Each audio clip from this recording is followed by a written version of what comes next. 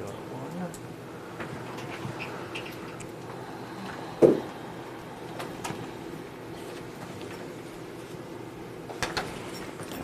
Okay.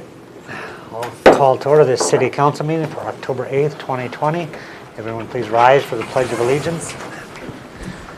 I pledge allegiance to the flag of the United States of America and to the republic for which it stands, one nation, under God, indivisible, with liberty and justice for all.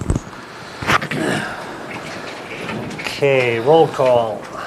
Tim Rude, Here. Steve Cherney, Here. Kevin Kadada, Here. Cindy Fier, Here. and Scott Palava. Here.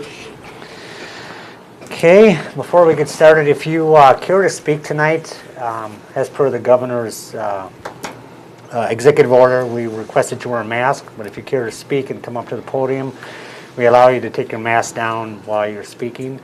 Then after you're done, please put it back on when you go sit down. So, thank you. Tonight's agenda goes through 10J. Any additions, deletions, or corrections to the agenda? Move we approve the agenda as presented. Motion by Councilman Second, Kadada. Your Honor. Second by Councilman Cherney. Any further discussion? All those in favor? Aye. Opposed? Motion carries. Approval of minutes. Consider approval of the minutes from the September 10th, 2020 regular meeting, the September 14th, 2020 special meeting, and the September 24th, 2020 regular meeting.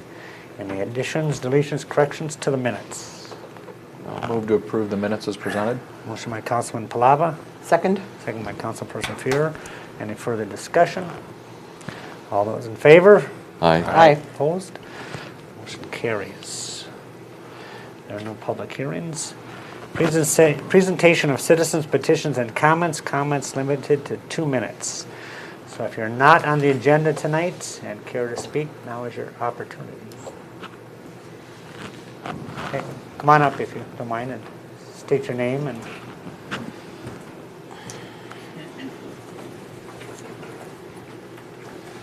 My name is Michael Moran. I'd like to be added to the agenda to speak about the building project. About which project? About the street project. Oh, okay. We'll have some discussion on that, I assume, right? That'll be open for discussion. Oh, okay, sorry. That's okay. So we'll call you back up when we get to that item. So, and if you're here for the street project, everybody has the opportunity to speak and state your concerns or comments. So more than welcome. Anybody else not on the agenda? Okay, there's nothing on the consent agenda.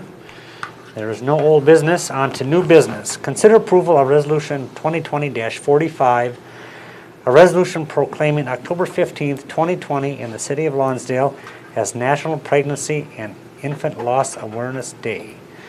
Jennifer Hansen, are you here with Iris? Welcome. So I'm Jennifer Hansen on behalf of Iris. I am part of their board since January of this year. We just would like the City of Lonsdale to consider making October 15th Pregnancy and Infant Loss Awareness Day.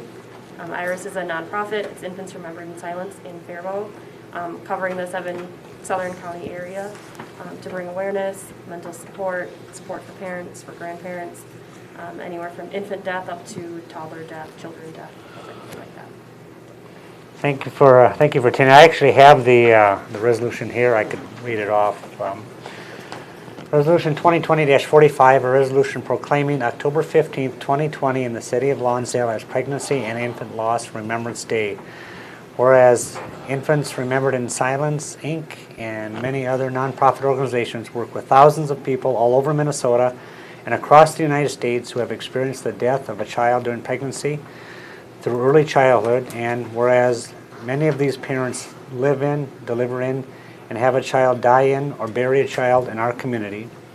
And whereas Infants Remembered in Silence, Inc., a 501c3 nonprofit organization, was founded in 1987, 33 years ago, to support parents whose children have died from miscarriage, ectopic pregnancy, normal pregnancy, stillbirth, neonatal death, birth defects, sudden unexplained death of a child, SUDIC, sudden infant death syndrome, SIDS, illness, accidents, and all other types of infants, and early childhood death.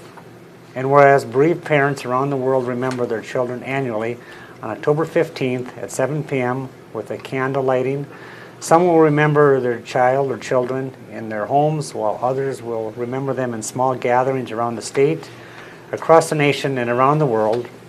And whereas in 1988, President Ronald Reagan proclaimed October as National Pregnancy and Infant Loss Awareness Month. Whereas this proclamation will unify parents in tribute to their children that die each year in Minnesota.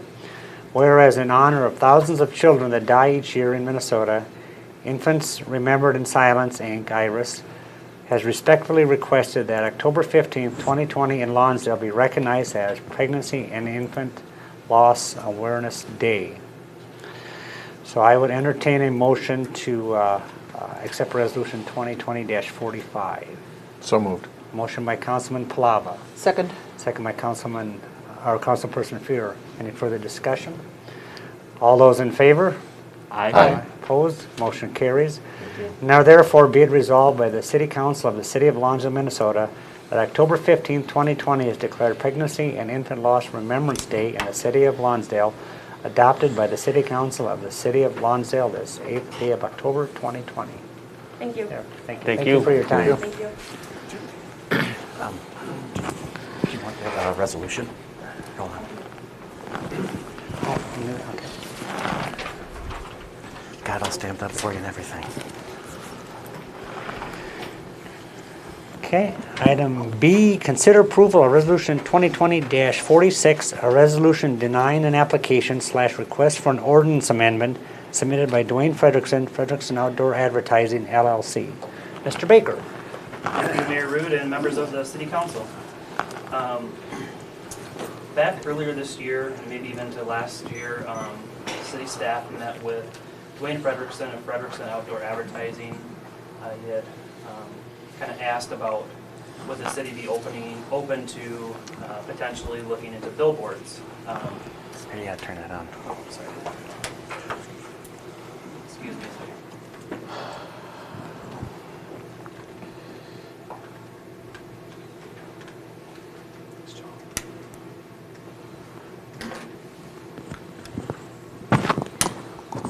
All right, I'll start over. So earlier this year, and even into late last year, staff met with Dwayne Frederickson of Frederickson Outdoor Advertising, and he had asked if the city would be open to the possibility of having billboards or a billboard in town. The size would be 10 by 30, 300 square feet. After COVID, Mr. Frederickson thought that it might be a good opportunity to see what the city's temperature was for billboards again. So after meeting with staff, we had suggested coming to an upcoming Planning Commission meeting. They did provide informal feedback back on August 17th, and most of the comments were positive. With that, Mr. Frederickson then submitted an application back on August 26th. So with the application, when that's submitted, then that kind of starts the 60-day rule.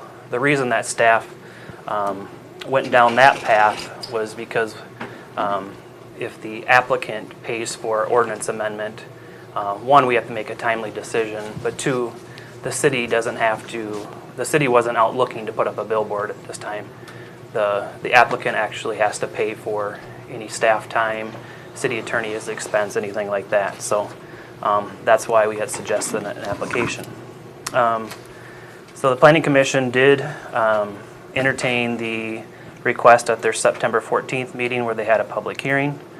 And they did recommend approval of that request. There wasn't anybody, there was some notices sent out. There wasn't anybody that showed up to the meeting in regards to that. And then that same evening, the council did hear a little bit about the proposed project and brought up some very good questions and concerns. So what we did was we had the city attorney prepare a memo, and due to the time frame, the city attorney wasn't able to weigh in prior to the public hearing. So based on those questions and concerns that the council had from that meeting, the city attorney wrote a memo that's attached. It's a 6-page memo. I don't know if you had a chance to read it, but so really, the bigger question is does the city want to allow billboards?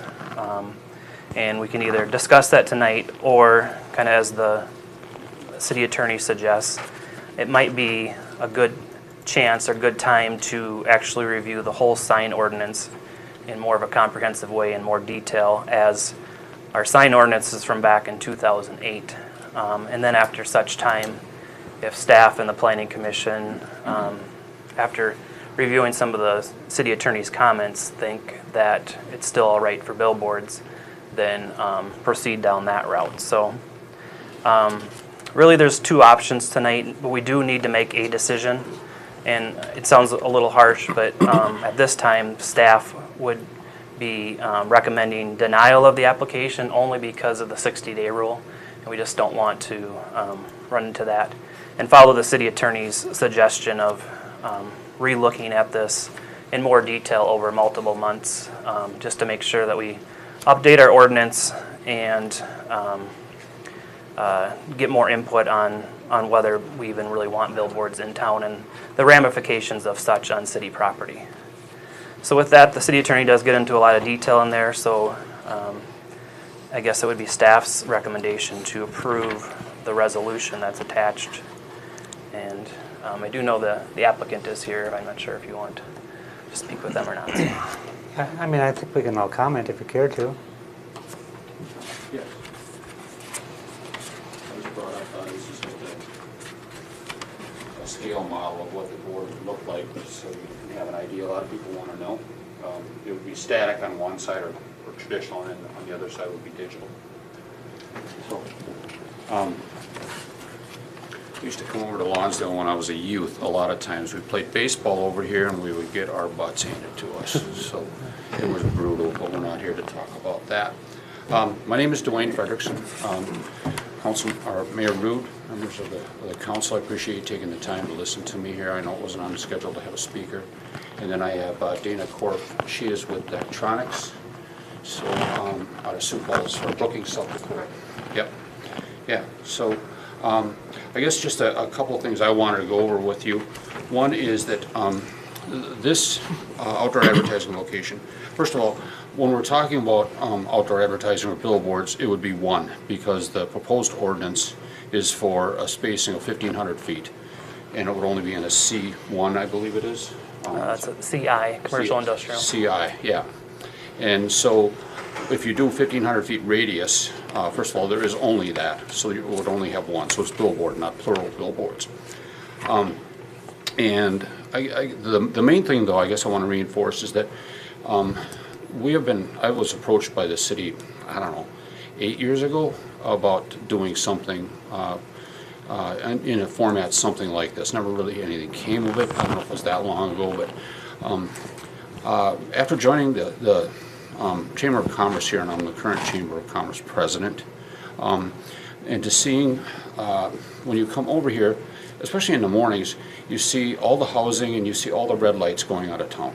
And it seems to me like the local merchants here are struggling somewhat in getting all those people that are taking a right and doing their shopping out that way and try to get them driven back somewhere because of all the great stores and offerings that you've got in Lonsdale and downtown.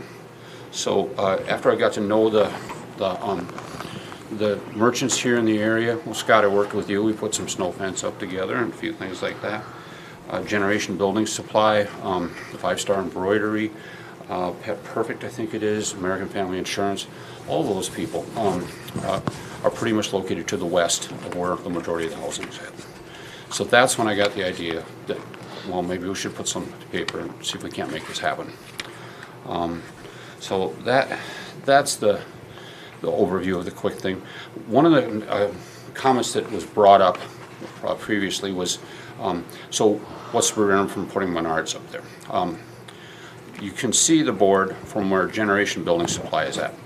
I wouldn't do that, and in fact, we'll put a restriction on that I would not do that. Because I put myself in someone else's position. What if you had to open a door on your store every morning, look up and see Menards, and you're selling all the same products? It'd just drive me nuts. I would be, yeah. So An example of that is I've got a board in Dundas, Minnesota. There's a car dealer on one side and a repair shop on the other. And I've never, in fact, I've refused a lot of business for it, where car dealers want to get an ad right next to the neighboring car dealer, and I've told them no. And they get mad at me, but it's just the way it is. So I just don't believe in that kind of business. And you can't put those restrictions on me, but I can. So I'm volunteering that I would do that. As a city, you can't say you can't have this, this, or this. But as the person that is going to be the leaseholder, lessee, if you will, I can do that. And there's a few other things that I would put on that list. One is that I would put no adult entertainment that would be on there. And we can go through that in another time. We're not here really to talk about that, but I just wanted to give you an idea of kind of my overriding principles of business and how I approach it. I've got 4 kids. I never want to stand in front of a billboard that I put and say, put up and say that's what Dad does. So I want to be proud of it. I'd like to have Dana just give us a couple of words here, just about the quality of what it is that we're talking about as far as the billboard. If you would, Dana. Hello. Howdy. My name is Dina Korf. I work for Daktronics. I've been with them for about 9 years now. A little bit of history from Daktronics. We were established in 1968, so we've been around for about 52 years now. Started off by 2 South Dakota State professors in Brookings, South Dakota there. They actually started off in just a garage, and they created a wrestling scoreboard is what they did. Now today we have about 2,700 employees worldwide, all over the place. We're most known for our professional sports stadiums, like the Viking stadiums, Twin stadiums, Timberwolves, and Wild. So we have all of those local sports arenas. As far as the manufacturing facilities go, we do have 3 different facilities. One is based in Brookings, South Dakota. That's where our main headquarters is. Another in Sioux Falls, South Dakota, as well as one in Redwood Falls, Minnesota. So we do have 3 different facilities here that create all different products that we offer. As far as the displays in general go, there's a lot of community benefits that can go along with the digital billboard. You can opt in for Amber Alerts, weather alerts, any sort of FBI alerts. There's a lot of benefits when it comes to the community. That's something that we all offer in our software system, where you can just opt in for it if it's something that you want. Most people do, and it's something that can either insert as an additional slide or completely take over your board. So that's just an added benefit for the display owner in general. As far as the brightness of the display, each one of our displays does come with a multi-directional light sensor. So what that means is at night it's going to automatically dim down the display, and during the day it's going to be nice and bright if it's fighting against the sun. So it's going to be automatic, but you can go into the software system and change that manually if you need to. Where's the liability with respect to vandalism lie? Does that lie with the leasee of the property or leaseor, or where is it? Yep, That's yours. correct. Okay. Technology-wise, it sounds like it's pretty sophisticated, but have you tested in this area to make sure? Yeah, I could take this. Good. Have you tested in this area that make sure we can actually do this here in that scale? Yeah, as far as the reliability goes, Yes. yeah. So we have a reliability lab back in all of our facilities, actually. Mm-hmm. So what we do is we essentially try to break our displays. We're testing the heat, we're testing the cold, we're testing the wind, we're testing the snow, the condensation, we're testing everything. We're trying to see what those limitations are for the boards themselves. And that being said, we're based out of South Dakota, so we have displays that are right Sure. outside of our facilities that we know will go from 90-degree weather all the way down to -40, -50-degree weather. Do you have boards like this in towns our size?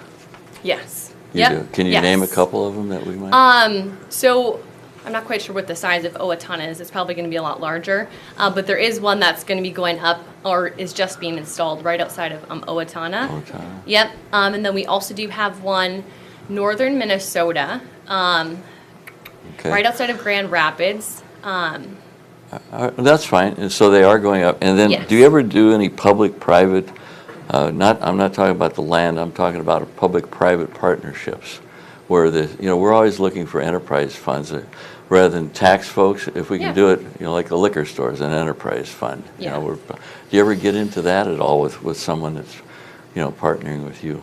I don't necessarily know. Usually that's more on the billboard owner, not necessarily the And What manufacturer. we're talking about here Yeah. is a private public. I'm the private part of it. Right. I'm Yeah. putting up the cash.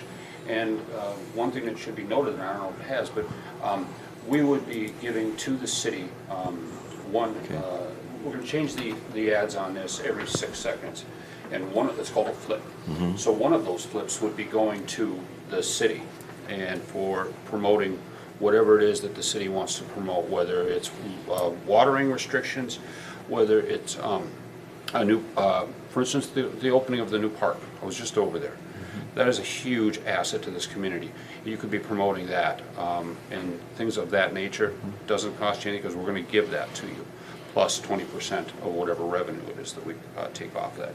But your part of it would be 6 seconds, a 6-second ad every minute, so that works out to be 360 per hour, 8,640 per day, 259,200 per month. If we were paying for that, what would we be charged as a It would city? be roughly about $500 a month, so about $6,000. $6,000. Yeah, Okay. for a 6-month period. Okay. Yeah. And so not only, you're sharing in the revenue with us. You're not putting up anything. And then you're getting a good chunk of the inventory to do what you want, and that's going to be left to be managed up to you. On that, one of the things, and that would come into earlier about what I talked about, if people want access to that, as long as they don't compromise some of the restrictions that are put on it, which you have a hard time doing it, but I can as a city entity or public entity. Sure. You really can't. Yeah. I don't know about the capital investment in something like this, but have you ever conducted a trial in a community? Let's say, if there's a sense that this is not a right fit, does that cost? Have you ever trialed it? In a sense, well, I've done all kinds of static boards, not Well, a digital I'm talking board. about a digital, that exact, what you want to put out here. Is that something that the capital is such that you can trial it? Yes, yeah, we have. I'm also part of another company. I'm general manager for Circle City Outdoor Advertising. Okay. And we have locations in Trim, Texas. We also have the bulk of them in Indianapolis, Indiana. How long do they normally trial for? The trial portion of it, well, we've been in it for 20 years. No, I'm talking about when you run a trial Oh. in an area. We don't. We figure out what it is and we make it work one way or the other. Well, what I'm trying to get at is the acceptability of it. That's the question before you. In other words, I don't know what it costs to put that particular sign that you want, the Yeah. 300 square feet, out here on 19. Yeah. My question to you is it such that you can trial that at your expense to see how receptive it is to the community? That's the question before you. That's a pretty big expensive trial, because in other words, if we put it up and then someone says, well, I don't like that for whatever reason, then we need to take it down. Yeah, that would be, I don't know if I'd be able to do Okay. that at all. Well, let me Well, back. I guess I just to kind of keep the meeting moving, and I think we understand you're probably a reputable business. I think more importantly, this really hasn't been threshed out through the city staff, through the city council. Okay. This is, I think basically what our city attorney is saying at this point, we should deny it and do our due diligence and get some of the questions that Councilman Cherney, everybody else has answered before we can make a logical And decision. that's primarily because of the 60-day rule. Right, exactly. Right. That's exactly. Um, So we're not saying. No to the no, concept, you're right. just saying, yeah. We just have to do more diligence before we move forward. I I'm think fine with that. I don't want to get into something where we have surprises, because I'd rather do it right. Right. And I don't want to go to all this work and be a bad guy either. Well, no, and that's right, and I don't know if, I know you had a planning and zoning meeting, I don't know if all the local residents got notified, certified mail, like you do an assessment, but I think anybody within lighting distance at night especially would need to be notified and say, this is. That's and- not uncommon to do Yeah, that. and all those things, I think is the point that we're trying to say, is Yeah. we just gotta go through the process. I think it's too abrupt to try to improve something that quickly. Your Honor, can I ask a question of you or of Joel? The expenses that Mr. Frederickson has put out up to this point, is that put on hold until we take a look at that, or is he reimbursed for that? I heard that there was an expense. Is that It true? was like $1,400. Yeah, and I think it's been defined kind of in the packet there and stuff that he would be reimbursed. It was, You'd be okay. reimbursed your I funds. I Yeah, didn't see that. yeah. Okay. Yeah, so, No, I get where you're coming from. yeah. And then That's it's just a reasonable process, request. right. And it's not no to the concept. Right. It's, we need to know a little bit more about it before we can approve the Right, concept. exactly. I'm fine with that. Okay. So, Okay. do you have anything else, Dina, that you want? No, nope, not Unless you have currently. any more questions for either of us? No, Yeah. thank you for your time and your thank expertise. you. Yeah, if you have any questions, just let me know. Okay, Okay, thank very you. good. Thank you. Thank you. Are we doing this by resolution, Joel, or just a motion to deny the text amendment? Via resolution, I believe it's 2020-40. 46. I move, And that does say to refund the money. It does, okay. I move we approve resolution 2020-46. Motion by Councilman Kadada, Second. second by Councilperson Fear. Any I have further? a comment. Do we have a time frame on reviewing this? Was that, have we set up a time frame to review the sign ordinance? I don't think we defined anything. I mean, it's going to take some time to do our diligence and that kind of stuff. I think we can come back with an update, you know, maybe. Yeah, if we could, you know, I'd like it to stay on the table because I like the technology of it. Sure. But I do think it warrants keeping it before us and then taking a look at the sign ordinance. Sure. Okay, sounds good. Thank you. Any further discussion? All those in favor? Aye. Opposed? Motion carries. Consider approval of request for the Lonsdale Crawl year number 9. Devin Reyes, Crawl Crew. You look the same like you did 9 years ago, Devin. I think I might have worn my pink wig that night, though. Hello, everyone. Howdy. Mayor Rude, City Council. We are here to be able to give you an update on some changes that were warranted because of the very dull and boring year that we have all encountered this year. Obviously, I'm joking. Bad joke. So, in the past, for those who may not be aware, the Lonsdale Crawl was started 9 years ago, 2012. And we started out with having one night out in town that celebrated our small businesses, got people out in the community to meet the business owners, and then we had a wrap-up for awareness party. And the first year was just that. It was a great, fun time. We celebrated our cancer warriors in town and were able to raise a few dollars. And then we decided after that, just hearing and listening in and leading into those stories, that first year, that we needed to do more. We wanted to do bigger. And so every year since, we've continued to add and grow, and it's been really exciting. We already have plans in place for year 10 and what that'll look like. And but first, we have to trudge through and come up with some really interesting ways for this year. So I'm going to read the official statement that we worked on. So during these unprecedented and challenging times as a community, we continue to find ways to support each other, move forward, no matter the mountains, and yes, smile, laugh, and make some great memories together. There are many things that bring us together here in our community: our love of our small town businesses, schools, and organizations, and our love of our community involvement, and the love that we have for all cancer warriors and what they face, battle, and how they lead by example. This year, we are introducing multiple new events and some twists on some favorites.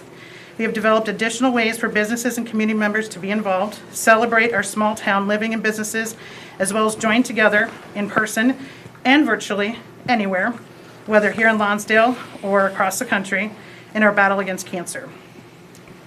So I'm just going to go through and highlight the events. There's quite a few of them. All details can be found on our website, and we have been working to try and make sure that the communication is out to the community. Obviously, because we've had to scale back on things, we have to be fiscally responsible. So the investments that we've made in the past, as far as the large banners that you've seen around town, they focus solely on what we've had in the past as far as events, and those events are not the ones that are happening this year. So we made the fiscal decision not to purchase the banners and have them up around town. We are working to get the communication out via social media. A lot of word of mouth, depending on those who have been awesome participants in the past. And I will be able to let people know and answer questions mid-November how that works. Until then, the events that we have, there are 2 in-person that we are working on right now and holding, and they will both happen on October 17th, so a week from Saturday. Time is close. One will be a socially distanced, monitored, in-person 5K. It will be year 7 for us with the 5K, so that's really exciting. We do have people signed up, and with our 5K, majority of our people sign up the week of. So we are excited. We've had a lot of communication from folks on that. The other in-person, and what is new to this year, is we are doing a car cruise. We were able to really break down how we can get our community to still feel involved and do it in such a way that we can respect our cancer warriors who don't get to take time off in the middle of a pandemic. And many times there's events that are happening and those who are battling cancer cannot attend them because their immune systems are compromised through whatever treatments they have. So our focus in these events, including the car cruise, was that they would be able to participate in any manner that they felt most safe for them, but that it was all inclusive for them. More information on how that can be signed up is on our website as well as on our social media pages. Our virtual options are many. We have a virtual 5K. We have a virtual marathon. And yes, we do have people signed up for both of them. And those can go at any time throughout the entire month. They can be done all in one day. If you want to go run 26 miles in a day, go for it.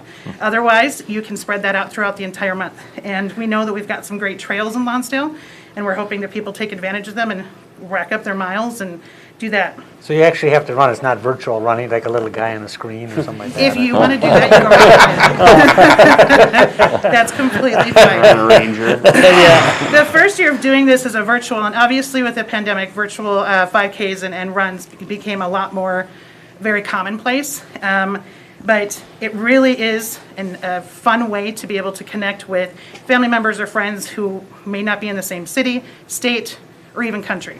So another part that people really loved and is one of my personal favorites is we've always held a silent auction every year. So in year 9, notice we don't recognize what the number of the year is. It's just year 9.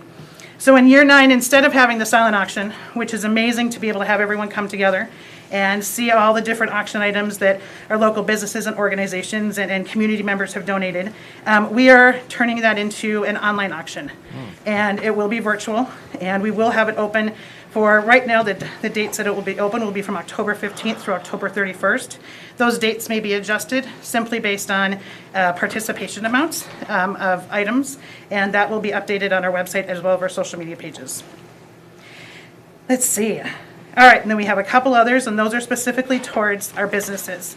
And instead of having that one big night out, we did not want to put an impact on those businesses to where they would have to monitor or be concerned about staffing or large amounts of people. And we just wanted to be really respectful, not only of the guidance that's in place, but again, why we do this. Overall, at the end of the day, we have a threefold purpose, but the biggest reason we do this for our cancer warriors. And we need to make sure that everything we do, no matter what year we're in, that they can feel all-inclusive and that they don't have to take special precautions. They know that everything is set up to take care of them. So with our business awareness, we're calling it the Our Town. So really, it can be for any of the communities around us that our community members are part of. We have many students who go to school in Montgomery or in New Prague. So, and those businesses that support our community as well. So the Our Town of Business Awareness Program is simply free for the businesses to register. Literally just an email, or we have a way they can simply fill out a form online, and then they get a little stamp from us that customers can scan with their phones, or they can track themselves, and they have a chance to win prizes, both the businesses and the participants. And a lot more details of that are online. There's no cost for anyone to be a part of it. And really it just comes down to people making a really fun experience of being able to visit our small businesses in town. And the last thing that I would point out on there is noted on our website and our social media, and then the article that was in the paper this week. It's called the Our Town Highlight Reel. So any business that's a part of what we do in any way, shape, or form this month, because everything is fluid and everything is changing, just like these type of things will evolve over the next few weeks, is we're going to be taking not only just their logos or what their business is about, but also being able to visit with them in their businesses, learn about them, and be able to take pictures or videos and make a really great fun video compilation at the beginning of November. And that will be shared out on our website and then also with the community. So that's what we have for year 9.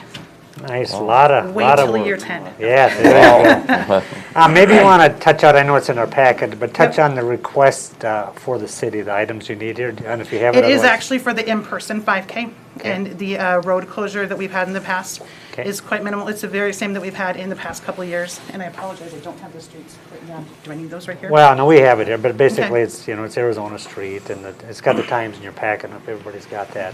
Yep, and we'll be touching base with those business owners that are on that street as well this next week. The time that this actual street is shut down is less than 45 minutes. It's really just to be able to clear the street, let the runners and walkers go, and then we take all the barricades back down. Great Sounds like program, fun. I mean, you've done just absolutely terrific job over the last 9 Tell years. everyone, sign up. Yes, no, you really have, it's really a good cause, and nice event, I mean, the 5K is awesome, and all those kind of things. Very good. Well, it's easy to be able to do this kind of stuff when you live in a community like ours, so. Agree with We are, that. we are not dull. We all keep it interesting here, but at the end of the day, we all take care of each other, so. Right. There you Good, go. good answer. Okay, does everybody see the request to the city? Yep. Got that? I'd Okay. like make a motion to approve the request to close Railway Street and 2nd Avenue Northwest on Saturday, October 17th. Motion by Councilman Palava. Second. Second by Councilman. Doubly second. Palava. Second. Okay. Kadada/Fur. Wow. Okay, any further discussion? All those in favor? Aye. Opposed? Motion carries. Thank Thank you you guys. again for all Thank you you do. all. Here for all you do. Thanks, Devin. Close to 7:30. 2021 Street and Utility Improvement Project Neighborhood Meeting Presentation. Mr. John Powell. For those of you that don't know, John Powell here is our city engineer for many years. He works for WSB, and they've handled most of the street recon projects over the last probably 10, 12, 15 years, I guess. Did you get the Which one? presentation? I can move, yep.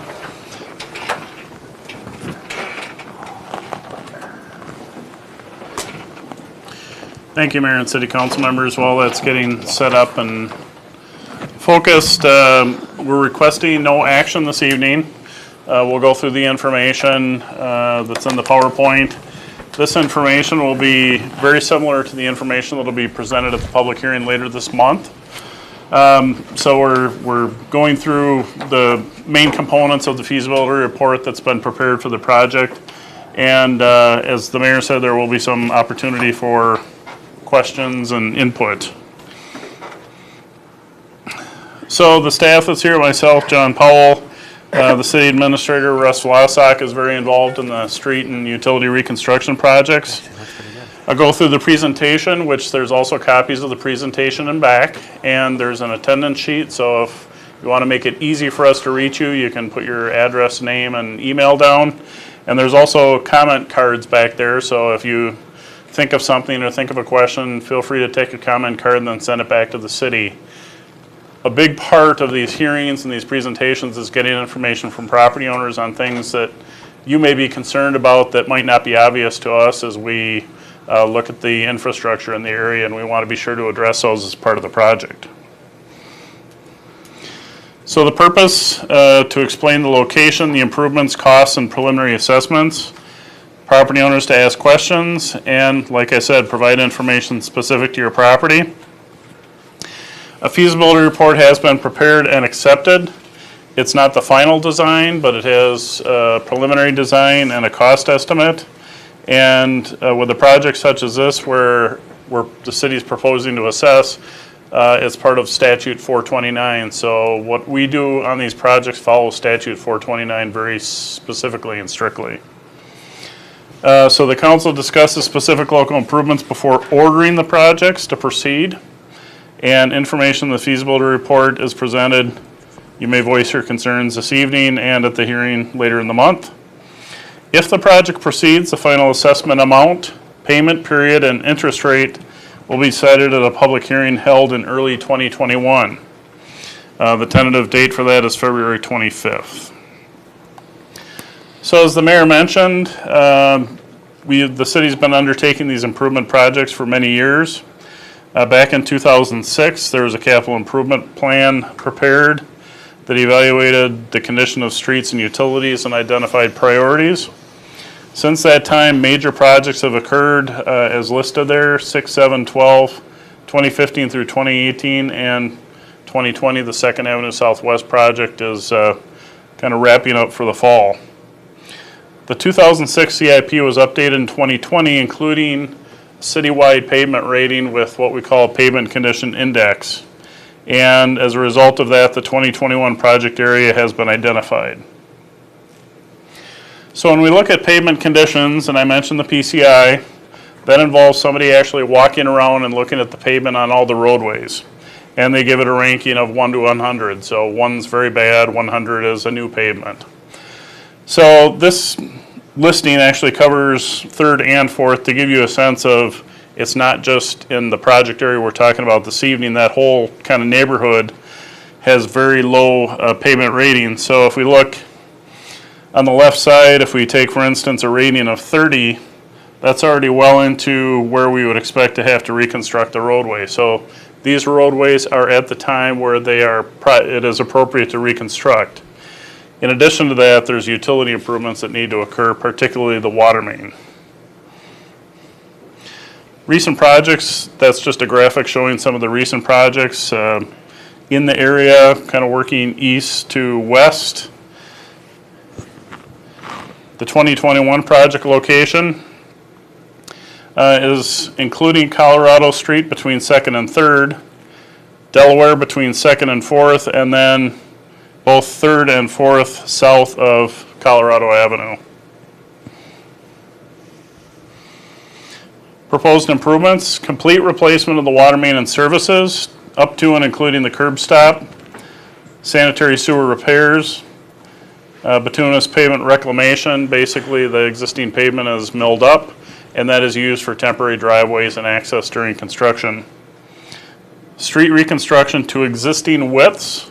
And I want to emphasize that, so whatever the roadway width is now, the cul-de-sac diameter and dimensions, that's what it will be after reconstruction. Storm sewer catch basin and manhole structure replacement, and then curb and gutter replacement. We also have a very short section of storm sewer extension on this project. This is the typical pavement section. As I mentioned, the width will match the existing width.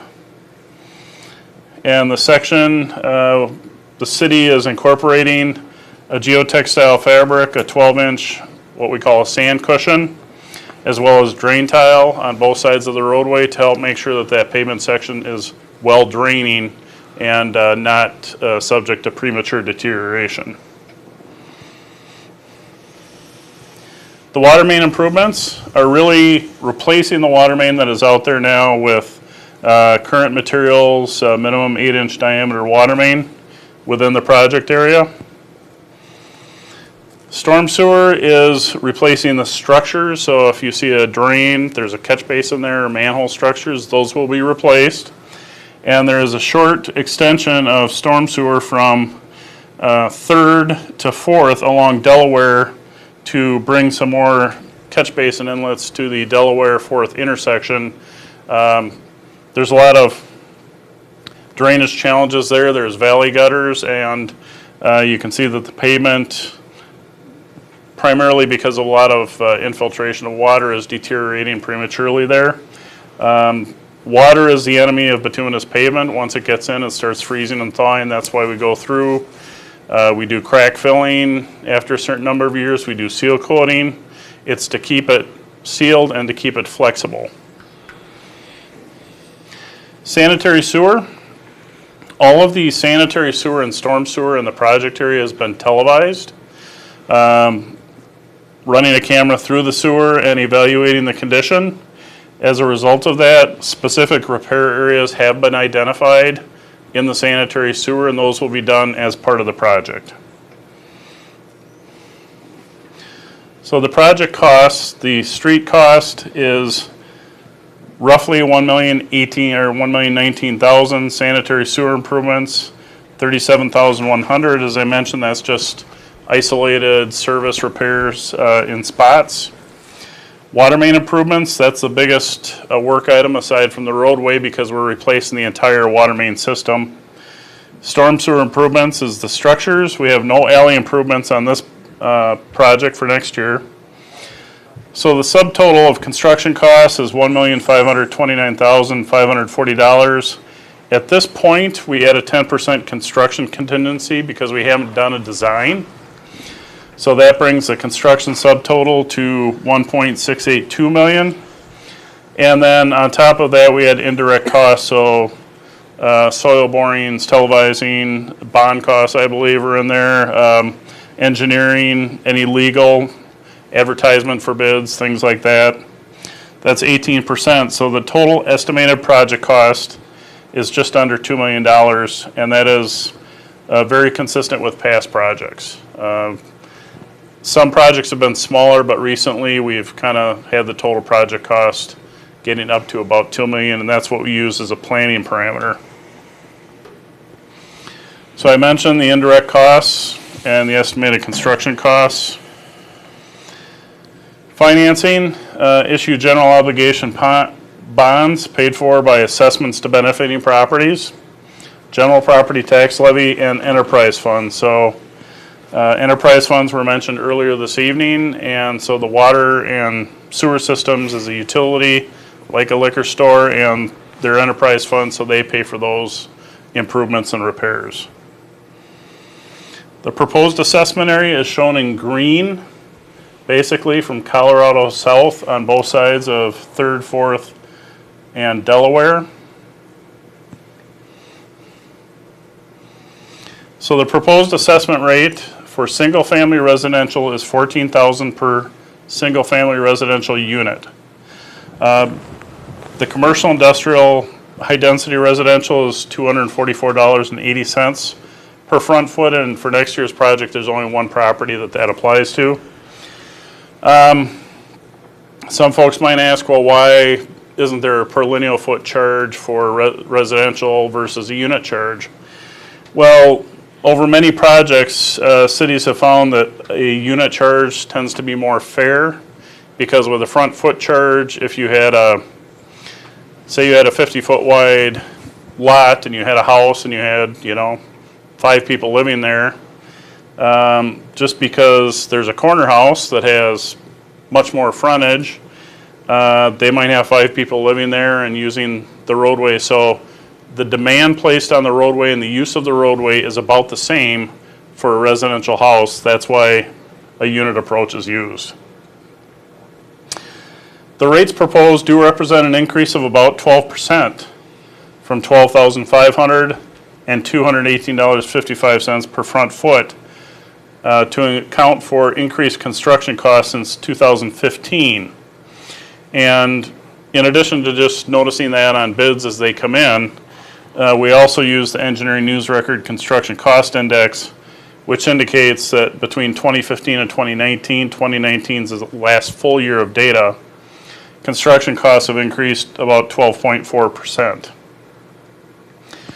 However, recognizing that interest rates have lowered, staff is recommending lowering the interest rate for the assessment repayment from 5.3% to 4.9%.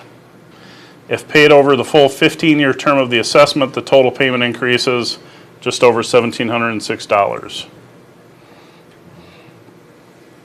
So here are amortization schedules for both the front foot commercial, which is on the right. There's only one property, and on the left side is a typical single-family residential house. So assessments are amortized over 15 years. That's very typical of a street and utility project.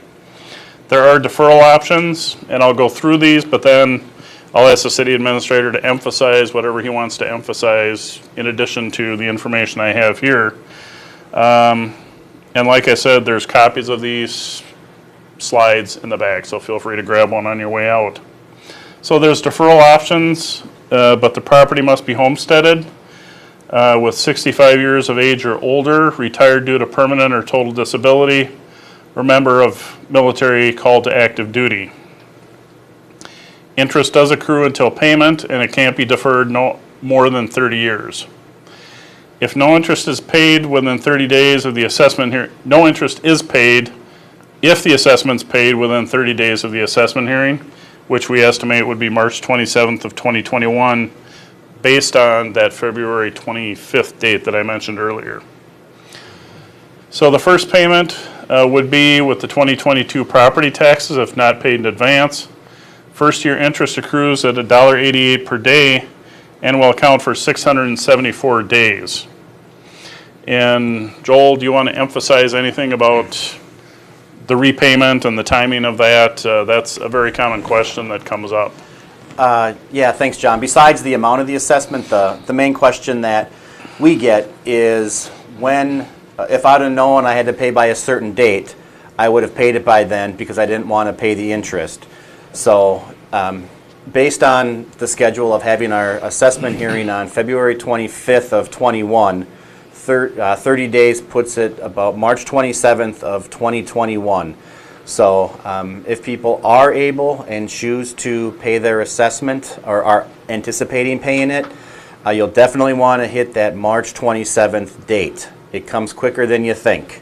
We'll get to questions in a minute. And then another important thing too, can you go back to the amortization schedules, please?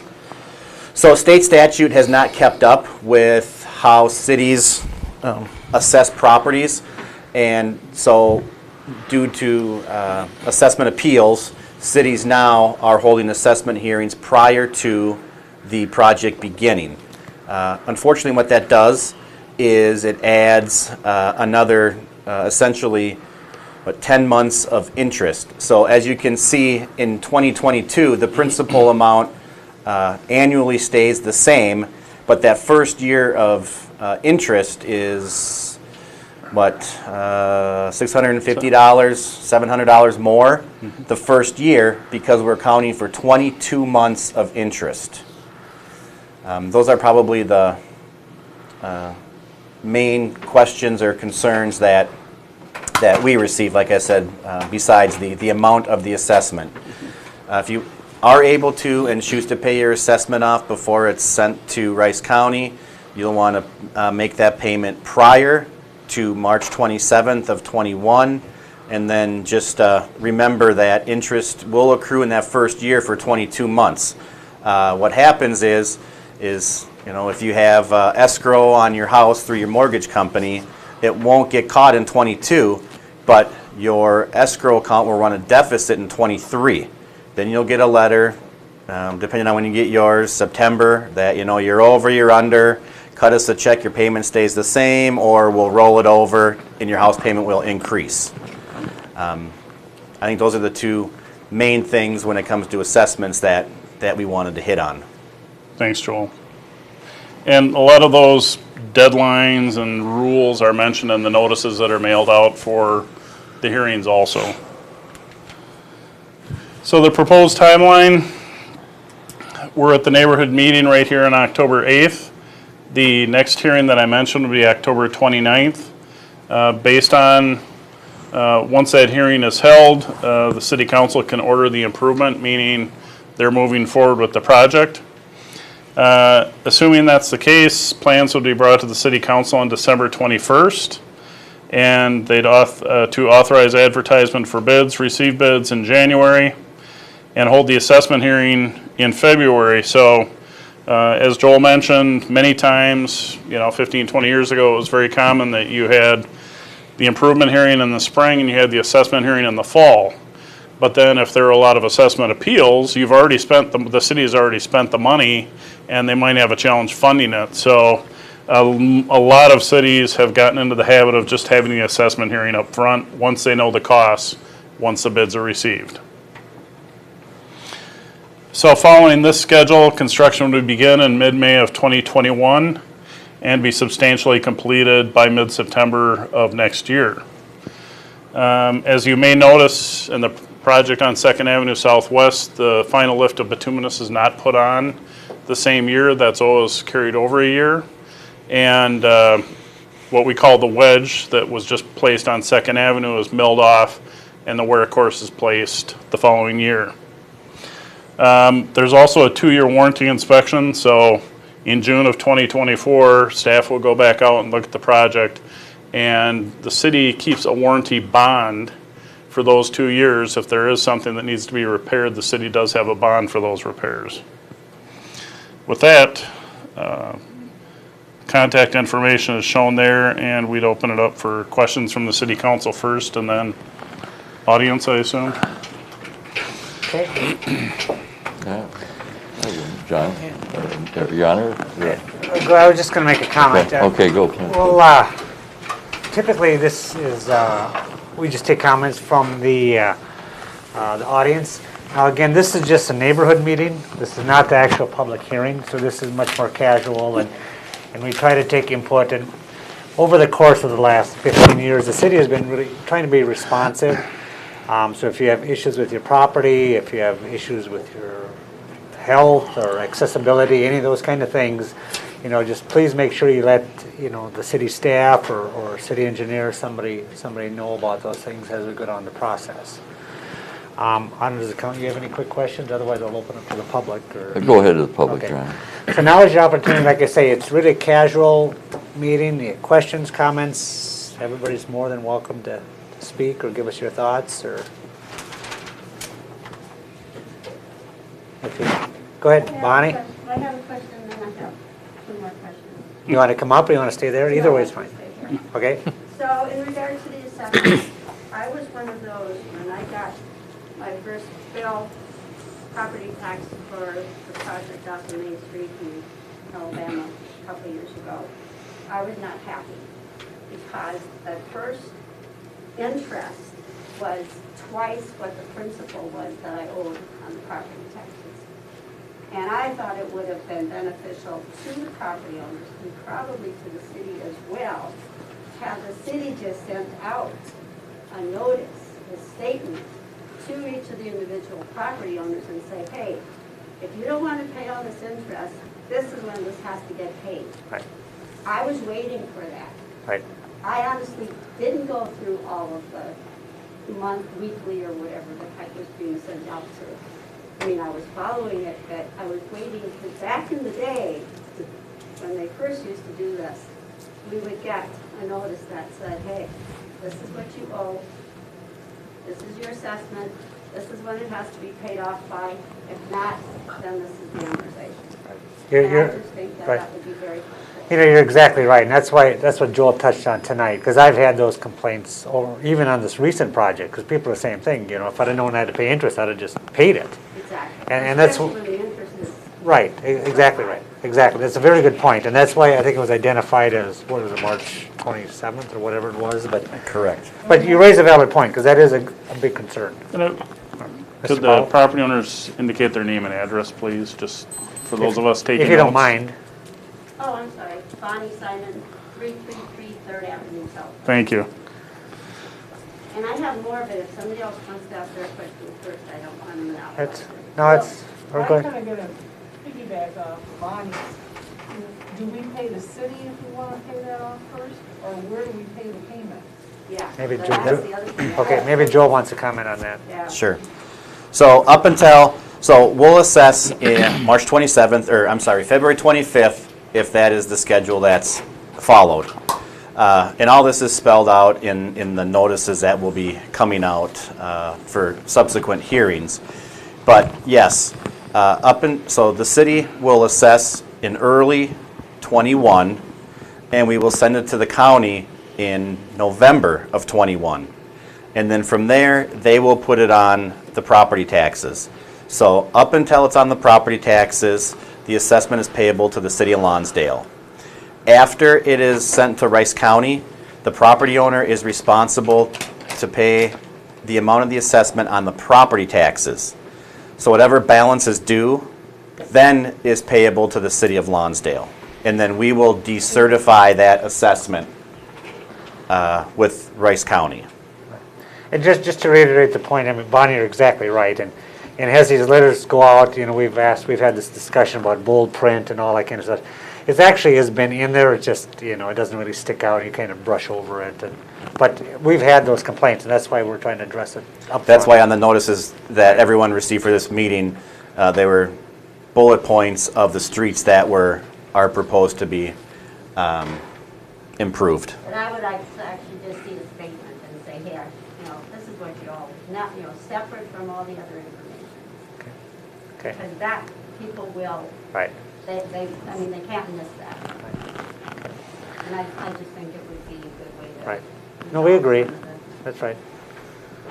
Okay. Anything else, anybody, or? I have just two things. So, Sure. Michael Moran, I'm on 502 4th Avenue Southwest, so right in the corner of Delaware and 4th, Blue House. So, my understanding with street assessments is that if you were to have this rolled into your property taxes, you didn't pay it off right away. My understanding is, say we were to sell our home, that comes out of basically the equity of our house, or something to that effect. That doesn't roll into whoever the new buyer would be, correct? Okay, can I talk on that, Joel? So that would be negotiable between the buyer and the seller. Okay. The other items that I had, so one of them is more of a kind of concern, and the other one is a kind of an item I hope gets addressed in the project. The first concern is when we bought the house almost 5 years ago, we had to have a structural engineer come out and look at it because the north side of our house, anybody who's familiar with the neighborhood, has settled significantly, and the engineer believes that the significant amount of settling happened shortly after it was built, and that there may be some minor active movement, but he believes the house was built on fill. And we don't know for sure because we haven't done any more anything like that. But how close into the property would you go? Because God forbid we start digging and things like that, it creates a sinkhole type of an issue. My house falls down, so I'm just kind of curious how close they would have to dig into for any pipes or sewer or anything like that. Mr. Powell? You wanna talk on that? So the closest we get is for the water service connection. The curb stops typically are on the right-of-way line, sometimes closer to the street, which is your property line. So maybe 30 feet from the center line of the roadway. But that's, if you have a shut-off valve that's identified in your yard, that's where we're gonna be connecting. That would be the closest point where we get to your house. Yep. It's a strange concern, but it's a concern nonetheless. You know, I do want to add, and we've told all the residents in the past, it's strongly recommended that you take pictures of your property, you take pictures of your basement, both inside and outside, your sidewalks, all that kind of stuff. We've had some issues and accidents happen, and the contractor ultimately is responsible for the damage if it's caused by him, and they have paid, because obviously we hold the check of the contract, but we strongly recommend that you take pictures of everything, bushes, mailbox, whatever, anything that's possibly in the project. And then the one last thing that I had, which is just curious about the scope of the work, because, and Linda, you can probably attest to this, I'm glad it was actually addressed, the water issue on that area. My property is part of the easement for the whole cul-de-sac. The idea is that the water sheds down the hill. Once it gets to my property, it's supposed to go into the drainage ditch behind, between my neighbors behind my house. And it goes in his yard and my yard. It goes in our yard, and honestly, I'm not able to cut my grass. So I have health issues, so I'm not able to use a push mower. I have to use a riding lawnmower. And I've been mowing his whole corner all summer long. Yeah. That's one of those areas we looked at. Yeah. And so oftentimes you get into, sometimes it's the middle of July before I can actually get back there and cut it, because it's so wet. It is really wet. I've gotten stuck on many occasions. So I know I've put calls and I've met with other people about that. So I'm just curious, will grading be a part of this issue for the easement for watershed from the entire street? Yeah, because that's a whole wet corner, that house behind mine, it's just a soggy, and that's why we built up that whole corner in the back of our yard. It's still really wet all the way around there. Sure, Mr. Powell. And Mayor, there are some backyard drainage issues, and that's what we like to hear about, if there are those. And you may have even gotten a letter where we did some additional surveys out there, not by the street, but there were some areas where we actually went further on the property where there was standing water and things like that. But yes, we do look at those very closely and try to address those as part of the project. Yep. And actually, I live next to him, 510 Well, we've already talked about this, and it is included in the plans. This is that inlet that's on Third Avenue. Well, we're Yeah. on Fourth. Yeah, but the inlet is on. It drains on Third. Yeah.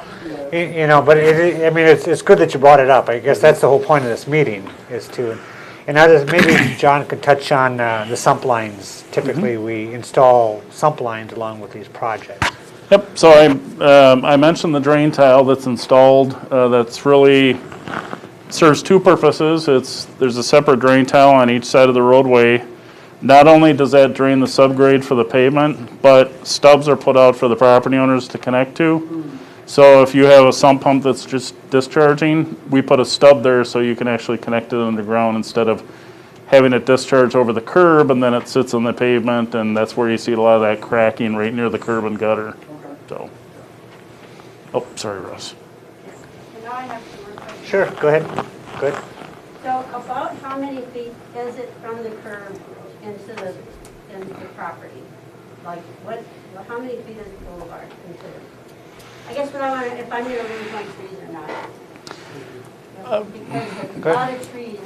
Yep, Mayor, taken down. we, as part of the project from to be realistic, we take almost all the trees that are located on the right-of-way as part of the project. But how many feet is the right of way? It varies, but 33 feet from center line. I think Colorado, Center line of the road. from the center line of the road, so the Colorado, I think, has a narrower right-of-way, but it's usually maybe 10 to 15 feet from the curb line. Okay. Yep. Now, if a person has a sprinkler system, Yeah. Have a comment on that? Sprinkler systems? Yes, when we send notices out, we'll ask you to mark those sprinkler systems. Many of those are located in the right-of-way. We don't want to damage those, but in many cases, we will need to move those to complete the work. But we want to know at whose what, expense? the city does the relocation of the sprinklers if it's for utility work, but that's why we want to know where they are, because many times we can just avoid it and eliminate the cost altogether. But what we want to avoid happening is catching your irrigation system and then, ripping it and damaging something further in your property. So if you've got irrigation, let us know. I And was actually asking yep. for a friend. And then, I'm sorry, so that alley to the west of our property, between us and Brian Horse, that, Frank and I had to put that cutout in a few years ago. They're not going to do anything with that alley, are they? No. Nope, if I remember correctly, that was vacated, correct? No, that was on the south, there's still one on the west. Just the schoolhouse alley was the Oh, the one between Third and Fourth? Yeah. Yeah, we're not proposing any Yeah, I don't think we have improvements anything going on there. Anything done with that? there. With this project, no. Okay. Ever's a long time. We can speak to this project and we don't have anything, but Well, I mean, I won't You know. be here forever either, so I'm just worried about my forever. Maybe you want to elaborate on the trees a little bit. Are we going to remove and replace? Yes, Mayor, what we'll do is we will remove the trees in the right-of-way, and what we're going to do on the 2021 project is we'll put a tree back on each property. We're not replacing all the trees. That gets to be a challenge when you consider the location of water services and sewer services and sump lines and hydrants and things like that. So what we did on previous projects, and we'll do it this year also, is this fall, we'll go out and we'll stake, and a lot of time, I think we've done this right before the public hearing. We will stake the right-of-way line, the property line, and so you can see where the trees are, and then we mark them this fall. And then next year, it's not a surprise when the crew starts, and usually the first thing that happens is they do the tree clearing, so. And Yep. then one final question. County Road 4. So are property owners along County Road 4, are they going to be assessed also? Mayor, as part of this project, this is the south phase, that would be in the north phase, probably 2022, and there are properties along County Road 4 that would be assessed for utilities. Okay. But they shouldn't be assessed for the County 4 work. No. It should be a county driven project. Right. That's what you're asking. Yep, Well, I'm asking for my sister. Right. Mary. because, They own that Yeah. property. I mean, they wouldn't be assessed from the County Road 4 side. You know, they'll be addressed on the street side when you do the water and street improvement, but not the, whether it be the north side, you know. But, so there will be an assessment when the time comes. For the street, but not for the county road, right? Yep. Correct, correct. Okay. And again, this is just the neighborhood meeting. I mean, you'll have another opportunity at the public hearing to comment. I have two more questions. Sure. The neighbor, this is the same thing behind you. One of the neighbors had asked me, what happens with, like, our Amazon projects? I've seen the mailboxes moved somewhere else, and I'm assuming that that's what's gonna happen with all of our mailboxes. But what's gonna happen with Amazon packages or FedEx and those types of packages? Where do you go? Mayor, so during construction, the contractor is responsible for maintaining access to the property, so, you know, trash and things like that. We do, with the mailboxes, we do put those usually in a bank of mailboxes outside or just outside of the project area, so for the Second Avenue project, we had a bank of mailboxes on the east side of Third. You probably saw them there. But deliveries and things like that, there's access to the property, and there are times, particularly when they're digging and installing a pipe past your property, where they won't be able to drive right in. Curb, you know, when curb's placed or driveway, any concrete work, they'll be able to drive up to it, but not over. And bituminous paving, usually, you know, they stay away, but we've been able to maintain access for regular deliveries and things like that during construction. But part of that is when construction starts, we'll have a newsletter and letting us know if you've got events or things that we need to be sure to account for. Then we mention that to the contractor and give them a heads up. And but deliveries have usually not been a problem on projects. My other question is on the water main. That just has, you're talking about the water main that is in the yard. You're not talking about the water main in the house. That's correct. Right. Because I was told, at least with my house, there's a water main there.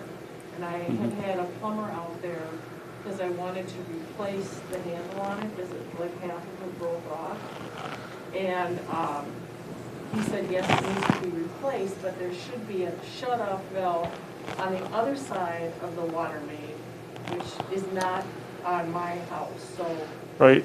So when we talk about water mains, that's the pipe in the street. that's where, okay. You know, 8 inches is very common for a water main. And then the water service, which you would have, everyone, almost without exception, has a water service that extends from the main up to the house, and then this, what we call a curb stop, is a shut-off valve just for your property. And that's what we replace. The only time that the contractor has interaction with your plumbing is when they set up the temporary water system. So they'll usually put a big chunk of the site on temporary water or half the site, and you'll be on temporary water while they're installing the water main in the roadway. Okay, so if I want to replace the water main on both sides of what I have in the house, next spring would be the time to do that. It'd be good. You're gonna be turning Yep, on it'd be the good to water. coordinate that with, you know, with the contractor, and, you know, there'll be some disruption there, but it helps maybe avoid having the city contractor dig a trench, backfill it, and have your contractor come out, dig the same material and backfill it, so. I think what she's asking is she wants to have a shut-off put on this, on the inlet to the water meter. Yeah, inside Yeah, and the that's, Yeah, so it's just it's a curb stop on just turning the water off. yep, that would be a That plumber. would be the Yeah. time to do it. Yeah. Yep, So Yep. Am I gonna know when that's gonna be, so I can schedule someone Mhm. to come out and do that? Yep. Okay, anybody else? And just to reiterate, we have the public hearing, you'll have more opportunities, and if you talk to your neighbors and they have some concerns, like I said, about anything, about your property, about accessibility, medical issues, all those kind of things, just, again, please feel free to let the city staff know or city engineer. Okay. I guess I have one more question. Sure. Do you guys actually know yet what you are gonna be doing on that property, that wet area in our backyard yet? Do you have any idea what you're planning on doing, gonna do back there? Not yet, but what we'll probably do yet this fall is get a hold of you and meet out there and talk about it and look at it and get some additional background and maybe things that have been done out there before, but we don't know exactly what we're gonna do there yet. In my estimating, it could be as simple as grading or running a drain tile system with one of those underground overflow tanks kind of in the back corner. So there are a few options. Long-term options. Yep, we'd probably meet with the property owners in that area on site and talk about it and then look at options. We might have to get additional survey information, but we can do that as part of final design. Yep.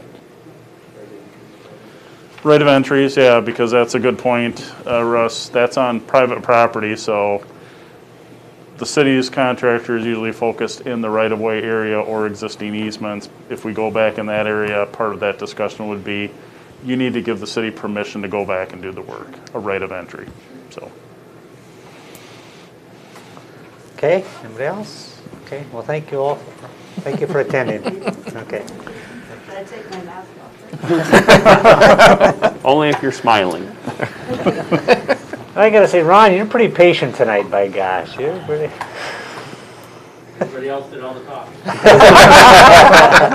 Just took it all in. Thank you. Okay, no action is needed, so we're gonna bring this up on the 29th, is that what we said? Is that the- That's when the hearing will be held, yep. Okay.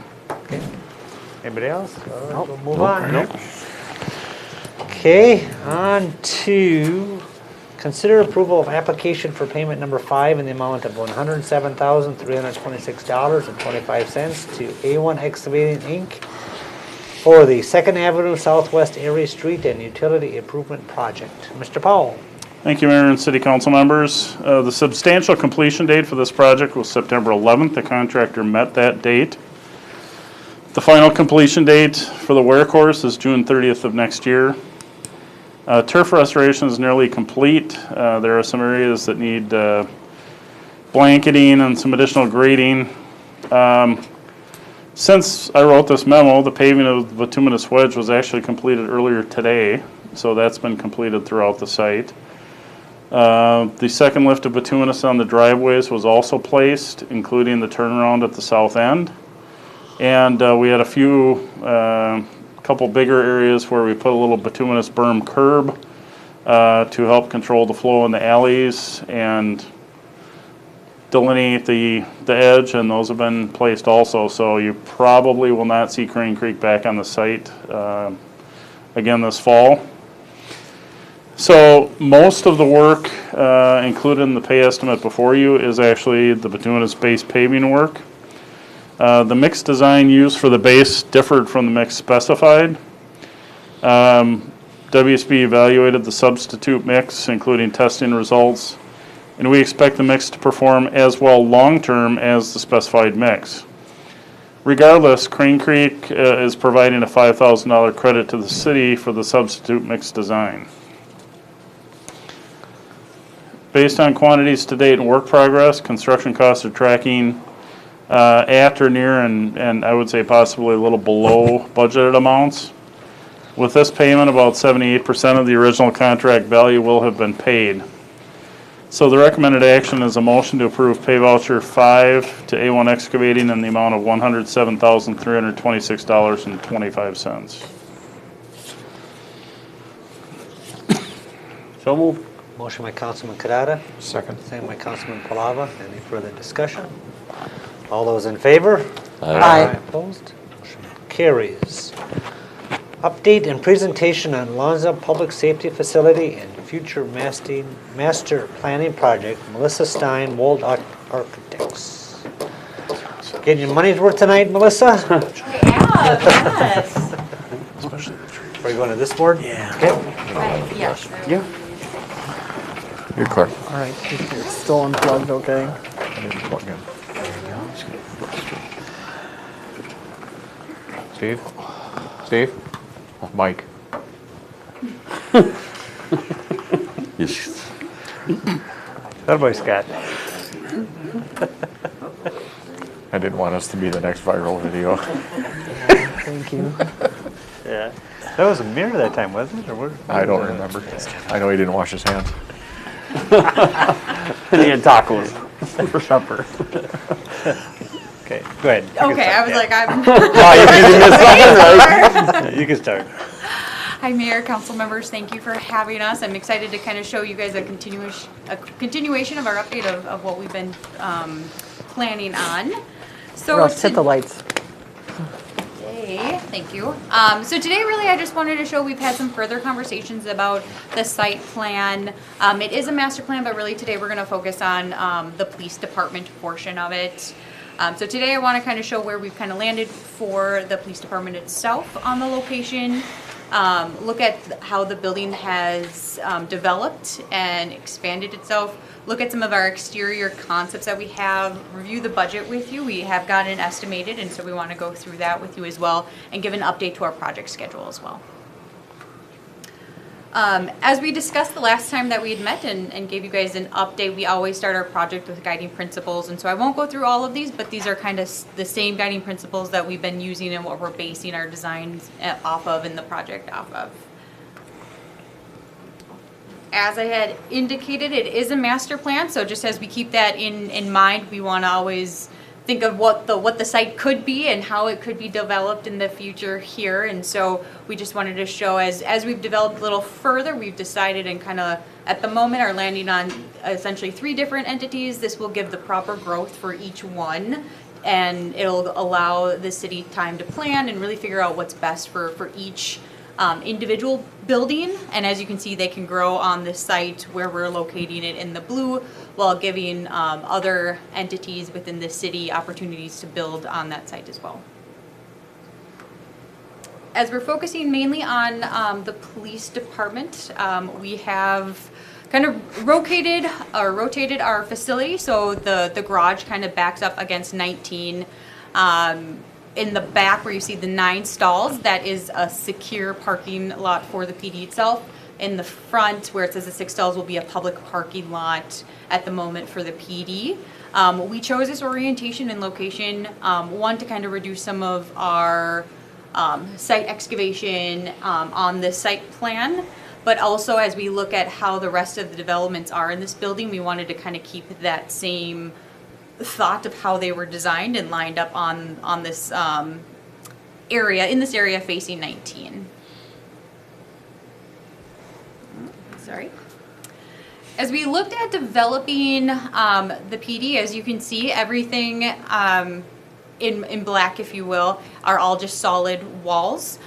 We at the moment, as we've gone through kind of some cost estimating and really looked at the structure of the building, the entire building itself will be a precast system, so that it doesn't look like a precast box. We are intending to put some brick on it and actually make it look like a nice looking facility. But the precast building structure gives us the ability to have kind of a fortified, secure building.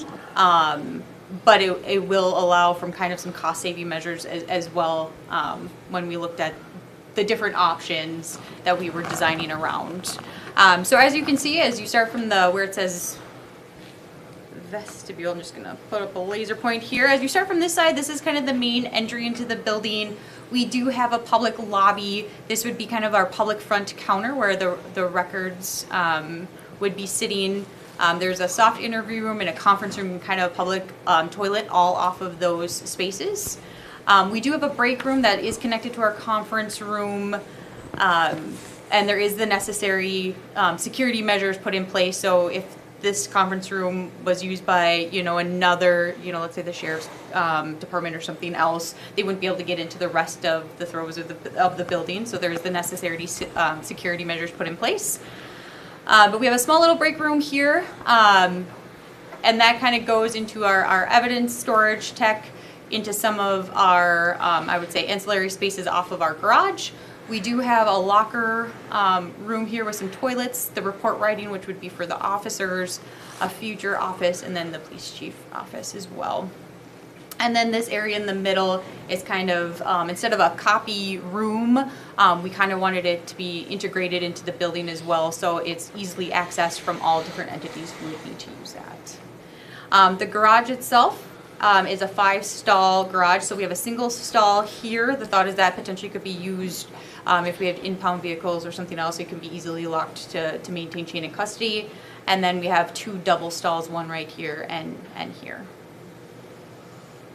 As we look at the exterior of the building, I have a couple different images here to show you. Again, we're still in the development stages of the building itself. But as I had indicated before, we are planning on a precast building.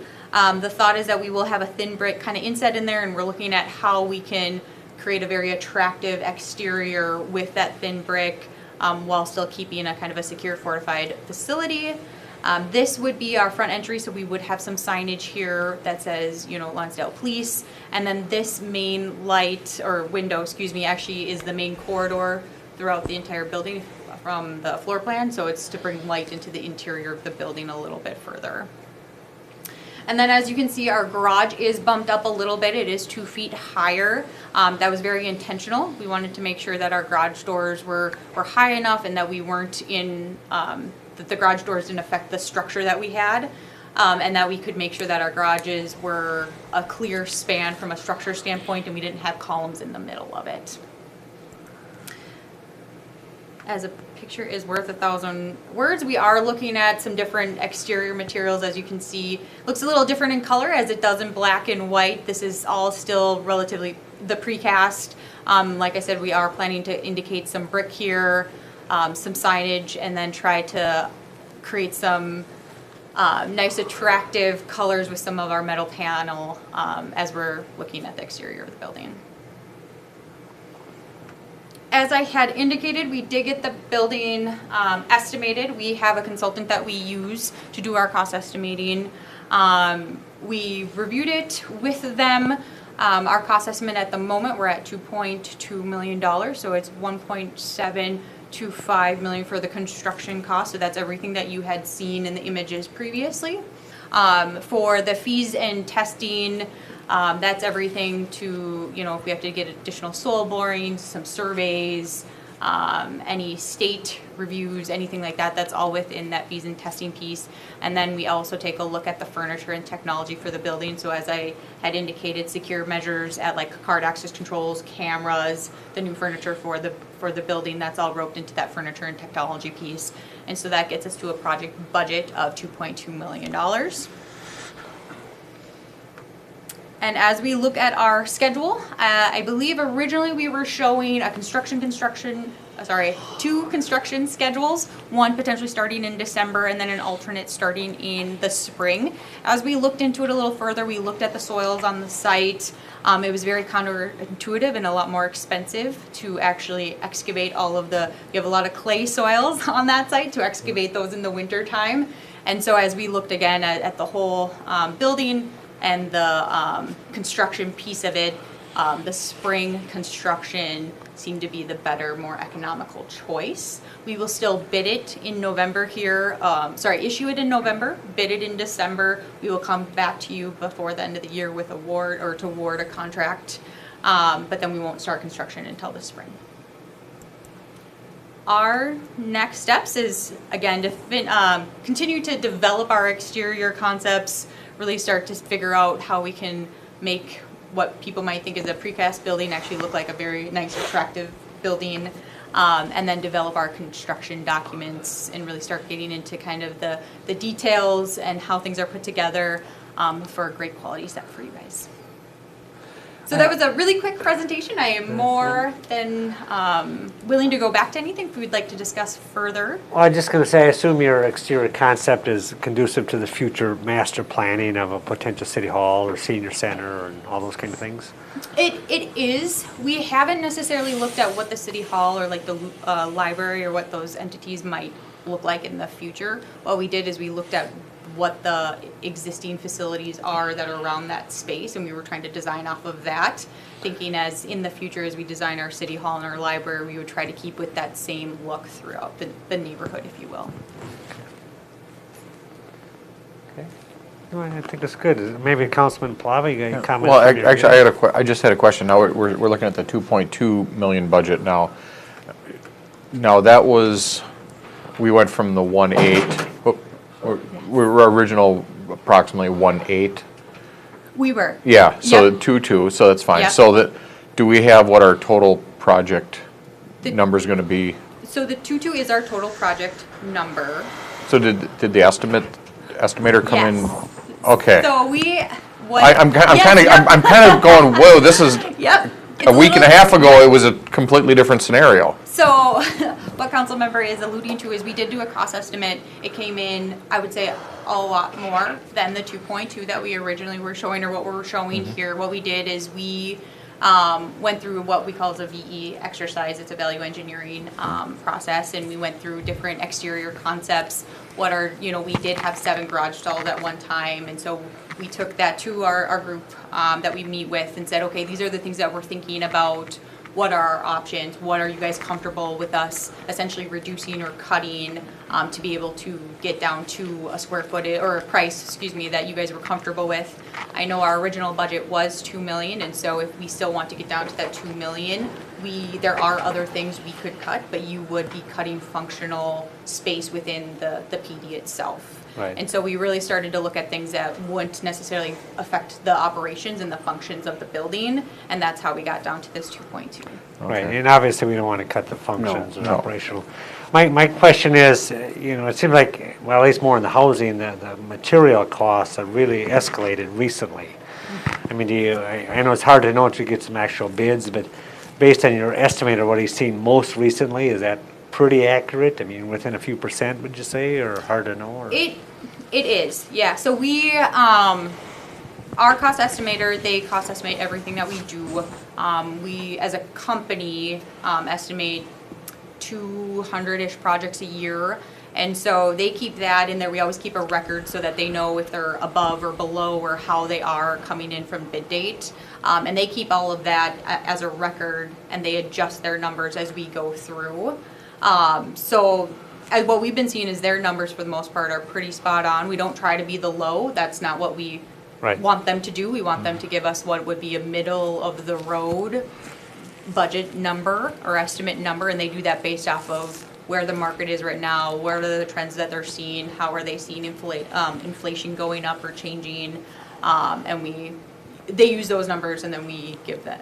That's how we get to this. Yep. Sure. It sure seems like you put a lot of input between, I assume, the police and everybody with the layout and what you're trying to accomplish. I mean, I think it looks very good myself. I mean, I think it's really. Can I ask Joel, so our 2.5 that we were bonding for, the remainder, that is to cover the site, the additional things that aren't included in this, is that correct? So we didn't have a cost estimate at that time that we had to do our CIP and get the notice out to the paper for publication. So what I did was anticipate a $2 million project. As I had said at a previous meeting, I did for budgetary purposes, did have our bond counsel, our financial advisor, Baird, provide costs at $2.2 million. Now that just has nothing to do with that number, but in anticipation, I wanted to be conservative and be a little higher on those numbers. The 2.5 came from because we needed to have a number. It was a 2.2, and if the city could incorporate the land, that was purchased. Okay. And that's a maximum not to exceed amount. Right. So I mean, basically. I just For public hearing purposes. Yeah, I understand. I just wanted to find out where the, you know, the other three, I mean, 300 basically, grand, you're- where that was gonna get. Right. Basically, you're about on budget, or pretty close, really, considering Yeah. where we are today. Yeah. So I mean, I think it looks good myself, you know, but. Okay, are you done with this or not? Maybe. I can go to a different page if we don't want to be stuck on. No, budget. I'm sorry, we thought you were done. You Oh, we got thought more? you were done. Oh, I am done with Oh. my presentation, Oh, yes. okay, but- then we can shut okay. this off. Okay. Yeah.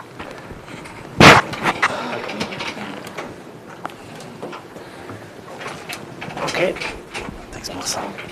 Did you want anything else, Councilman? No, I mean, you know, I mean, obviously the police department, we had, you know, not just the chief, but we've had, you know, officers at every meeting. So, I mean, and they've been having their own department meetings going over, this is what all their collective minds have put together, that this is, you know, this is good, this is I what mean, we I need. think it looks good. Yeah. It sounds like it's functional and operational, what you're trying to accomplish. Yep, and, you know, Melissa and Wold, I mean, they've been receptive to, you know, our suggestions or questions or whatnot, so it's, yeah, it's good to see it, you know, with a workable number again. Good. So. Your Honor, I have a question for Melissa. Yeah. Melissa, the certified estimator, who was that? What company? I understood it to be Loeffler. Is that true? Yes, we consult with Loeffler. That is that's our third-party estimator that we use for all of them. It's not just this project alone, but that is who we have, that's just who we use as a company. Now, will they have an opportunity to bid on this project, Loeffler, as a construction company? They will, yes. Because it will be a public bid, any contractor who has the right bonds and will be able to do it can, yes, bid on this project. Can you explain that a little? On the surface, to the general public, it seems to me that there's an unfair advantage there, since Loeffler's a construction company, plus they're a certified, you know, company to do estimates, that they've already been privy to the information. I don't know, I mean, I Well, think I don't know who you would cost estimate besides a contractor. Well, any of the other, Well, I think when I'm it talking gets about companies now. We had other companies before, excuse me, Your Honor, go go ahead. ahead. No, go ahead. We had other companies before, other architectural companies before us, and I heard some pretty good presentations on, you know, they would go out to the local community and use local contractors, and Sure. I was pretty impressed with that. I just want to make sure that we, to your point, Your Honor, that we're using estimates from folks that we trust locally here, and I know Loeffler as a developer, they did the Burnsville, and they worked up there, and Wold worked with, you know, so I know the company. I just want to make sure that there isn't a perception, Your Honor, Yeah, here, that's right. and that's all I'm trying to get I to. hear what you're saying. Okay, so. Other than they've seen the plans before Right, anyone that's else, all. I don't think there's gonna be Yeah. any unfair You know, advantage. over No, it. no, I'm not alluding that. I just want to make sure the public knows, because there's a perception that, well, these guys were, you know, and so. Yeah, so That's all. Loeffler, they mainly are a construction manager company. So when we do a low bid like this, like I said, anybody who is a contractor has the ability to bid on those. We don't necessarily see it as an unfair advantage to them, because usually they are in the CM realm. So as a company, we don't see it as an advantage. We can't, we can do our best to make sure that local contractors around Okay. Lonsdale You do know that, the- yep, you do yep. that as an architectural company. Yep, we will Okay, call the that's- local people. We've actually had a lot of phone calls Okay, already, very alright. interested in this project, and so we're getting the word out. Okay. All we can do is make sure they're aware of the plans, they know the dates, and they know where to go Okay. and all the So things. you're the managing entity for Yes. that? Okay, Yep. all right. But okay. we cannot specifically pick a local. It will have to be a low bid. Right. Absolutely. So after you go out with the request for the project then? Yep. actually a So sealed bid it's- process. It is, will oh, it be, is yep. a sealed bid Yep. process, okay. Yep. So we will come back Okay. to you before we are planning to issue our documents, which means we're putting them out to the public for all to see in the mid-November. We will come back to you before that to kind of approve, plan and specs, and to kind of approve our ad for bid. Our ad for bid then will go out and publicly announce that we are going out to bid. Our documents are available here. Please contact Wold. Please contact the city if you have questions. It will give the date and the time, and then on that date and time, we will publicly open sealed bids. Okay, perfect. That's it. I have one last quick one. Our campus idea is what we talked about, and we had the nice kind of vestibule area and kind of connecting, so out of the weather and all that. I don't see that. Can we still accomplish that in the future with this design? Yes, you can. Okay. Yep. Okay. And the walking paths to the area and all that, that's not affected with the garage, So we're keeping all that together, right? Yes, we are. Okay, Yes. perfect. Yep. Then that's all I have. Thanks, Melissa. Thanks, Ron. Can you answer me a couple questions? A week and a half, 2 weeks ago, whatever, the price inflated crazy. Okay, what did we give up to bring it back to the 2.2? Sure. Yeah, so at that time, the things that we kind of VE'd or value engineered, we had a clear story kind of in the middle of that corridor that went up to provide some more daylighting into the center of the building, so we removed that. We changed the construction of our exterior building, so we had a CMU backup wall with like a stucco and a brick facade, and so we changed that into precast panels, which are 12-inch concrete, essentially tip-up panels. Again, we can put the thin brick in there. We believe it will have the general same look as the stucco and brick is what we were showing beforehand. We were able to, as I talked through with the building official, we were able to come to a compromise on a storm shelter that's needed in this facility. As the 2020 code, there is a storm shelter that's needed for all police facilities. So that's a huge expense. So we were able to kind of work through those pieces, which reduced some of our cost there. We removed 2 garage stalls, so we had 7, we're at 5, which still meets the need for the PD today, so we're not, like, half the vehicles won't be outside or anything like that. We were able to reduce some of our mechanical systems through the building. It's not like we're getting rid of them, we're not reducing anything, we're still meeting energy codes and still being extremely efficient with what we have. There's just different options that we can use, and so we were able to reduce some stuff there.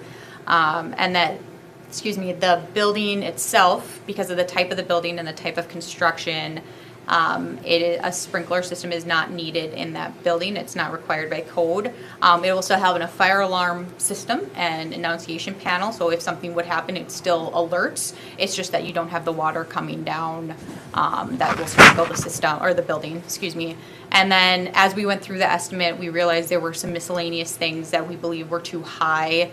There's an overhead and profit that they put into each category that we were believing was way higher than what we think is the market standard at this point in time. So that reduced, all those things together reduced our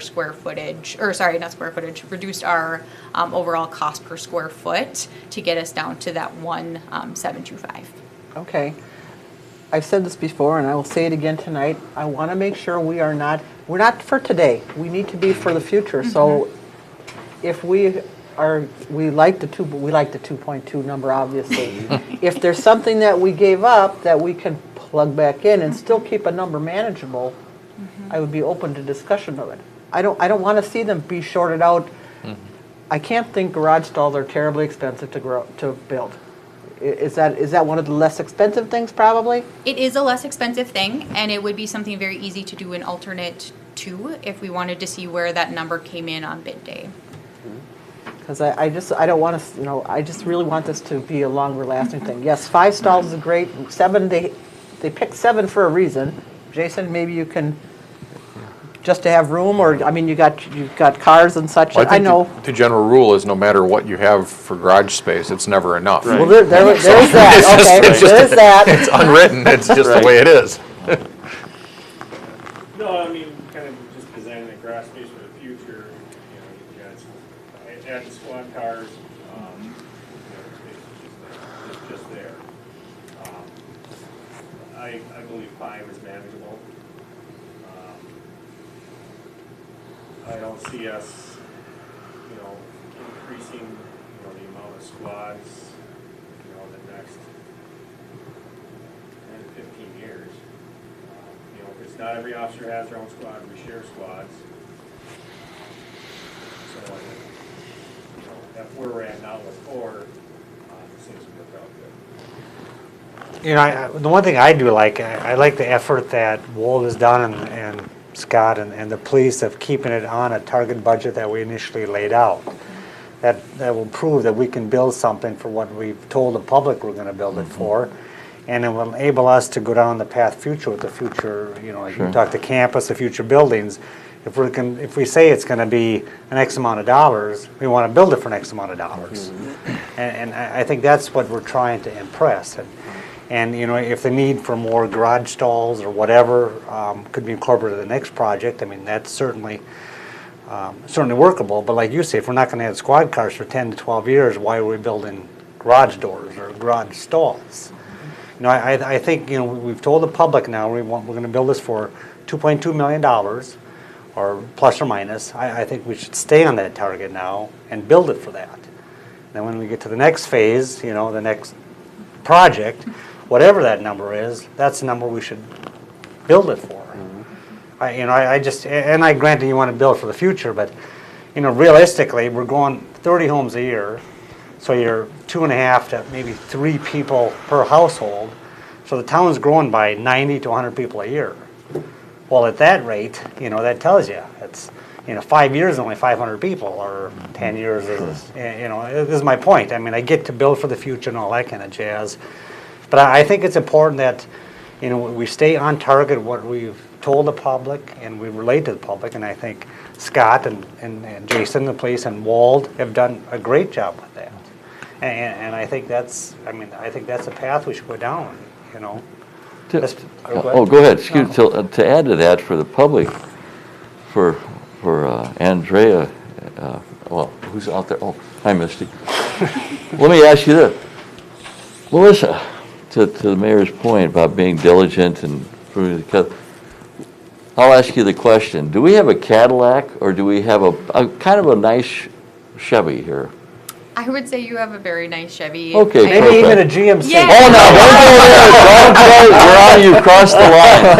Okay, that's what really. If I may, I just want to. I just want to remember. So we have about 6,000 square foot, roughly, just under, is 58. It's a little over. It's like 62 or 63 Okay, square feet. Yeah. And is the complete square footage, including the garage?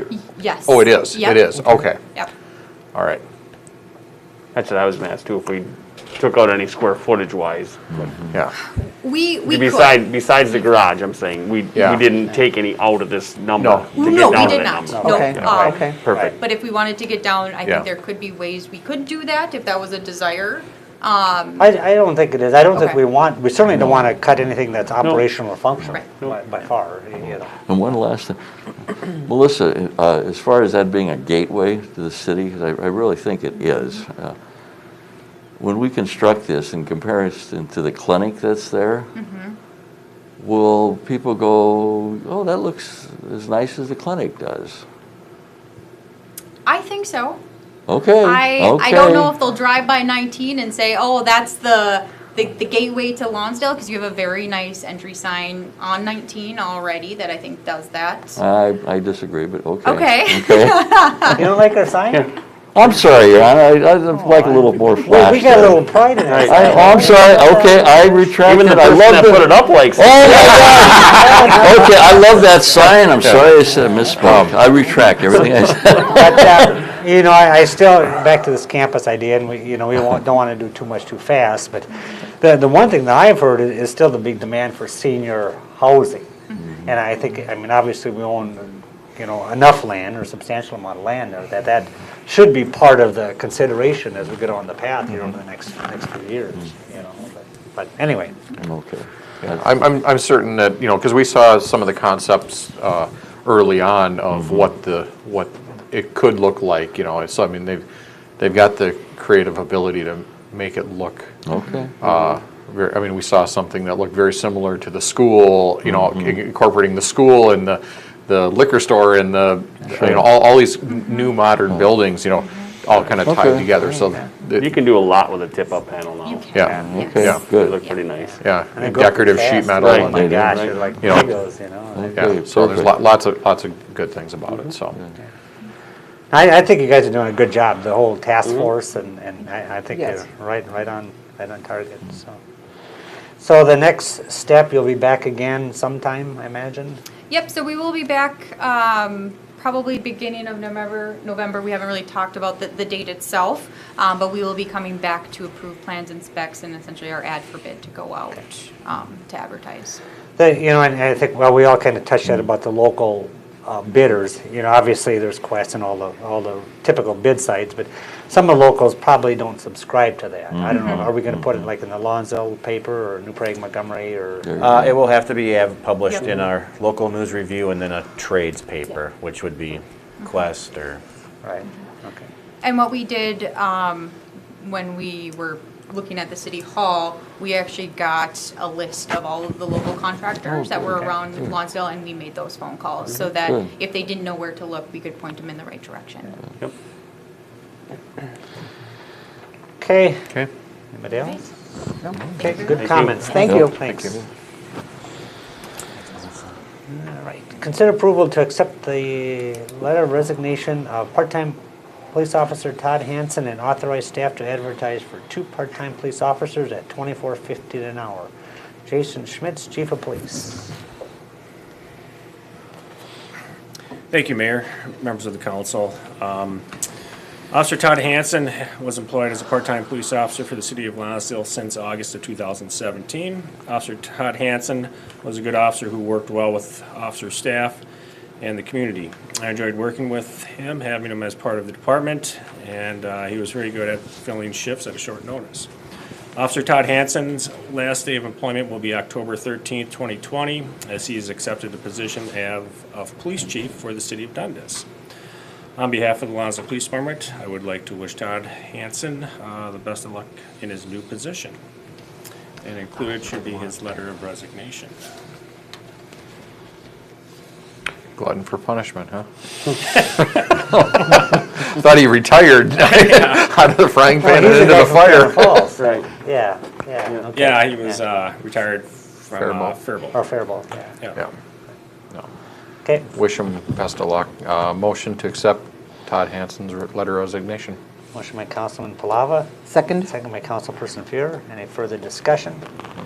All those in favor? Aye. Opposed? Motion carries. Consider approval of a quote in the amount of $14,937. Advertise for. Oh, where are we? Oh, Oh, right, second the one. 2 Okay, officers. yeah, okay, authorized for 2 officers. Sorry about that. Oh, thank you, Mayor, council members. With the resignation of part-time police officer Todd Hansen, I would like to advertise to replace his position and add another part-time officer. Our current staffing levels stand at 6 full-time police officers and 1 full-time records receptionist. Part-time officers assist as a second officer on Saturday evenings and help fill vacation, which reduces the possibility of overtime. So with that, it would be my recommendation to advertise for 2 part-time police officers. So moved. Motion by Second, Councilman right. Kadada, second by Councilman Cherney. Any further discussion? All those in favor? Aye. Aye. Opposed? Motion carries. Thank you. Thank you, Chief. Thanks, Chief. Consider approval of a quote in the amount of $14,937.50 submitted by Bushel Enterprises for hauling and applying the biosolids. Mr. Vlesak. Mr. Mayor, City Council, there were 3 letters sent out for requests for biosolids hauling. One was received back as usual from Bushel Enterprises. This is a contractor we have used since we've been hauling biosolids. This is a twice-a-year process that we have to go through, spring and fall applications. I would recommend going with Bushel Enterprises for biosolids for this fall hauling of 2020.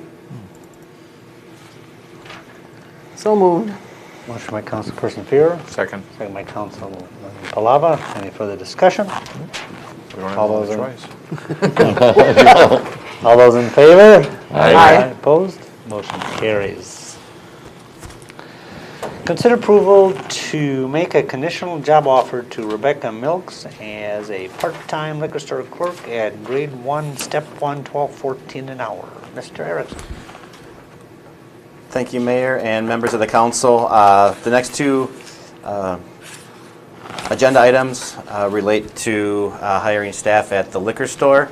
With the resignation of Rodney Clark as a part-time liquor store, staff recommended and was authorized to advertise the open position. It was advertised for several weeks. The city received 2 applications, of which one was submitted by Stephanie Kendall. The liquor store committee interviewed Ms. Kendall earlier this week. She interviewed well, has retail and customer service experience, is punctual, focused, polite, and is looking to get back into the workforce. Based on discussions between staff and also with the liquor committee, it is recommended to hire 2 clerks at this time to 1, account for hours worked by Clark, and 2, other staff time off and upcoming holidays. In addition, sales are up 22% when compared to this time year-to-date 2019. The fiscal impact would be the cost of wages based on the hours worked. Any additional hours over Clark's previously worked would be accounted for in the 21 liquor budget.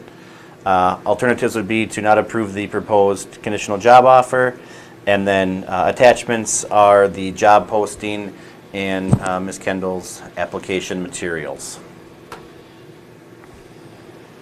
Definitely need help there.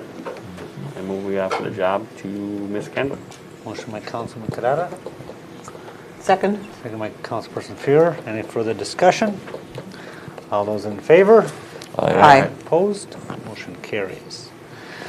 Consider approval to make a conditional job offer to Stephanie Kendall as part-time liquor store clerk at grade 1, step 1, $12.14 an hour. Mr. Erickson. Thank you, Mayor, members of the council. The second applicant that we interviewed earlier this week was Rebecca Milks. She, excuse me while I find it here. There we go. I get her information. She interviewed well, also has retail customer service experience, highlighted her people skills. She said that she was knowledgeable in beer, liquor, and wine, and also willing to learn more about products sold at the store. Again, staff's recommending that 2 clerks be hired at this time, 1 to fill Clark's hours that were worked, and then also time off of current staff and the upcoming holidays. The fiscal impact would be the same. Cost of wages cost would be based off of hours worked, and then any additional hours over Clark's would be accounted for in the 21 budget. The alternative is the same. Do not approve the proposed job offer. And then, as with the previous applicant, the attachments are the job posting and Ms. Milk's application materials.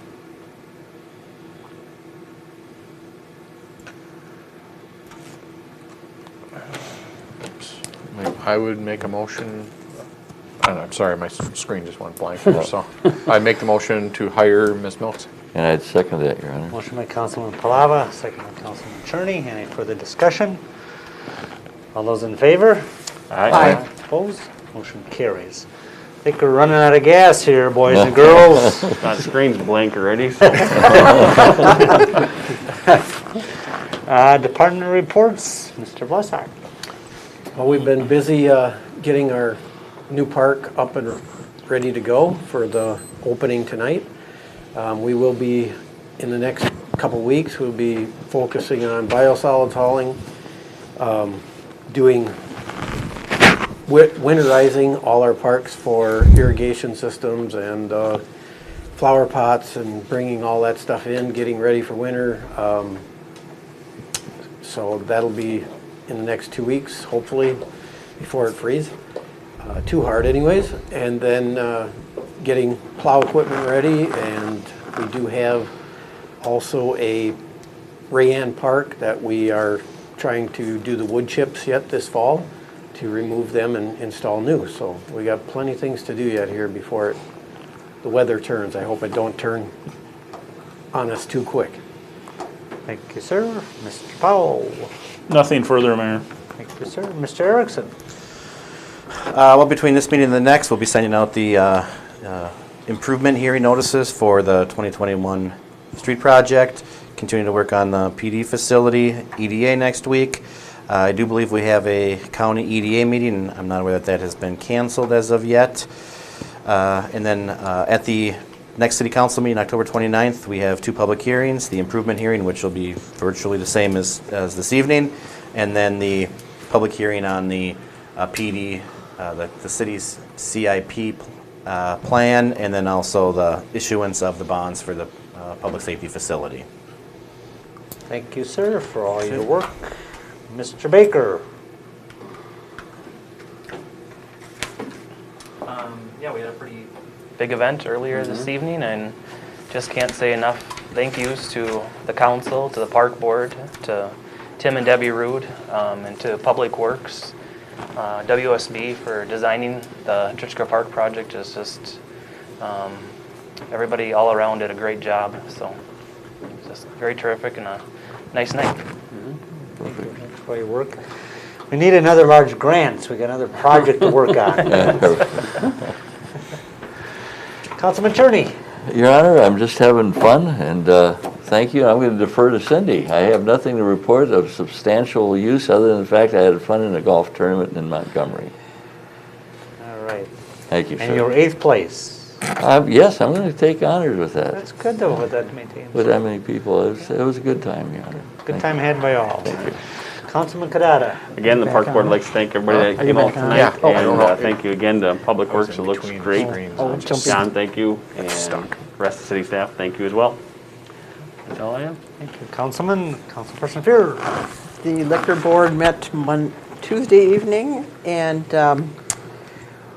we have increases, a 22% increase over last year at this time, for the same time period. And we had a little decrease, about a 9% decrease in sales from August to September.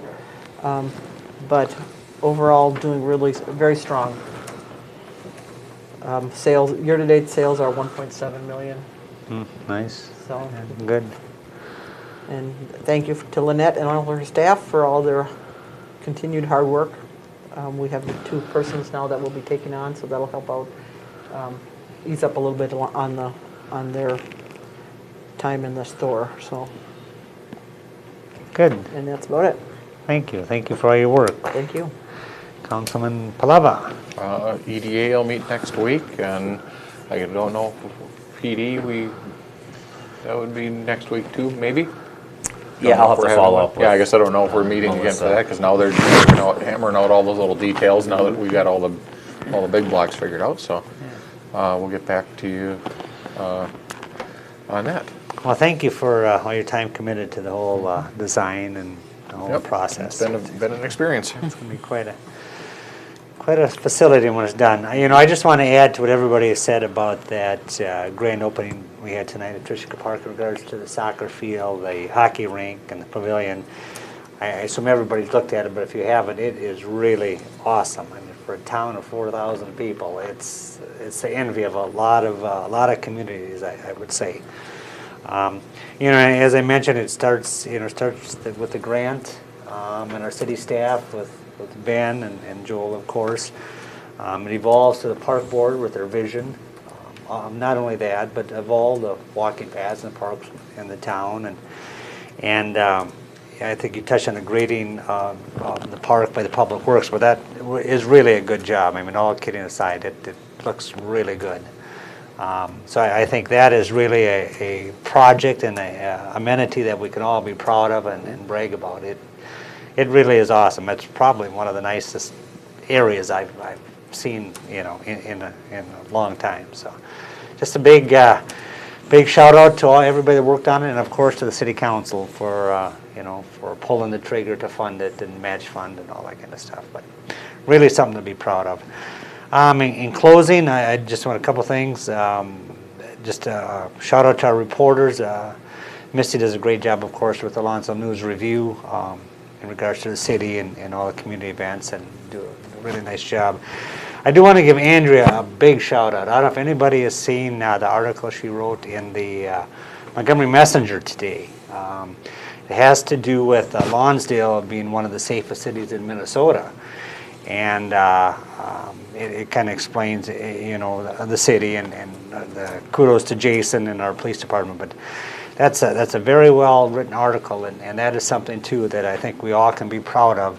And it's our commitment to our police, our all the police officers. It's appreciation to Jason, and it kind of touches on his the publicity with the National Night Out and the schools and the presence in the community and all that kind of thing. But I think that is one of the things that probably makes our community pretty appealing to a lot of people. It's safe, and it's, kids can still play outside, and you can still walk downtown and all that kind of stuff. So just a big shout out to Andrea, though. Very, very well written article. So anyway, that's probably enough for one night. Huh? One thing, it's not city related, but it's historical. October 1st, Rebecca Meager from the Lonsdale Scouts BSA troop, she earned her Eagle, the very first one in history, because they just started 2 years ago. Nice. So congratulations. We have one Eagle Scout in Lonsdale. She lives in Webster, but she's participating here. So you can have her come to council meeting. We'll give her a shout out. We've been it's been a huge support from the community, and supporting scouting, and obviously the scouting supports the community too. But so yeah, I wanted to make that be known that she is the very first one, and October 1st was the first anyone could have done it. So she did it right away. What was her project? Her project was bat houses. Oh, okay. And she's from Webster. She lives in Webster. Yep. Just like Andrea, the pride of Webster, right? Well, thank you for bringing that up. Yeah, very cool. Yeah, very nice. Okay. I move we adjourn. Motion by Councilman Kadada. Second. Second by Councilman Palava. Any further discussions? All those in favor? Aye. Opposed? Motion carries. This meeting is adjourned.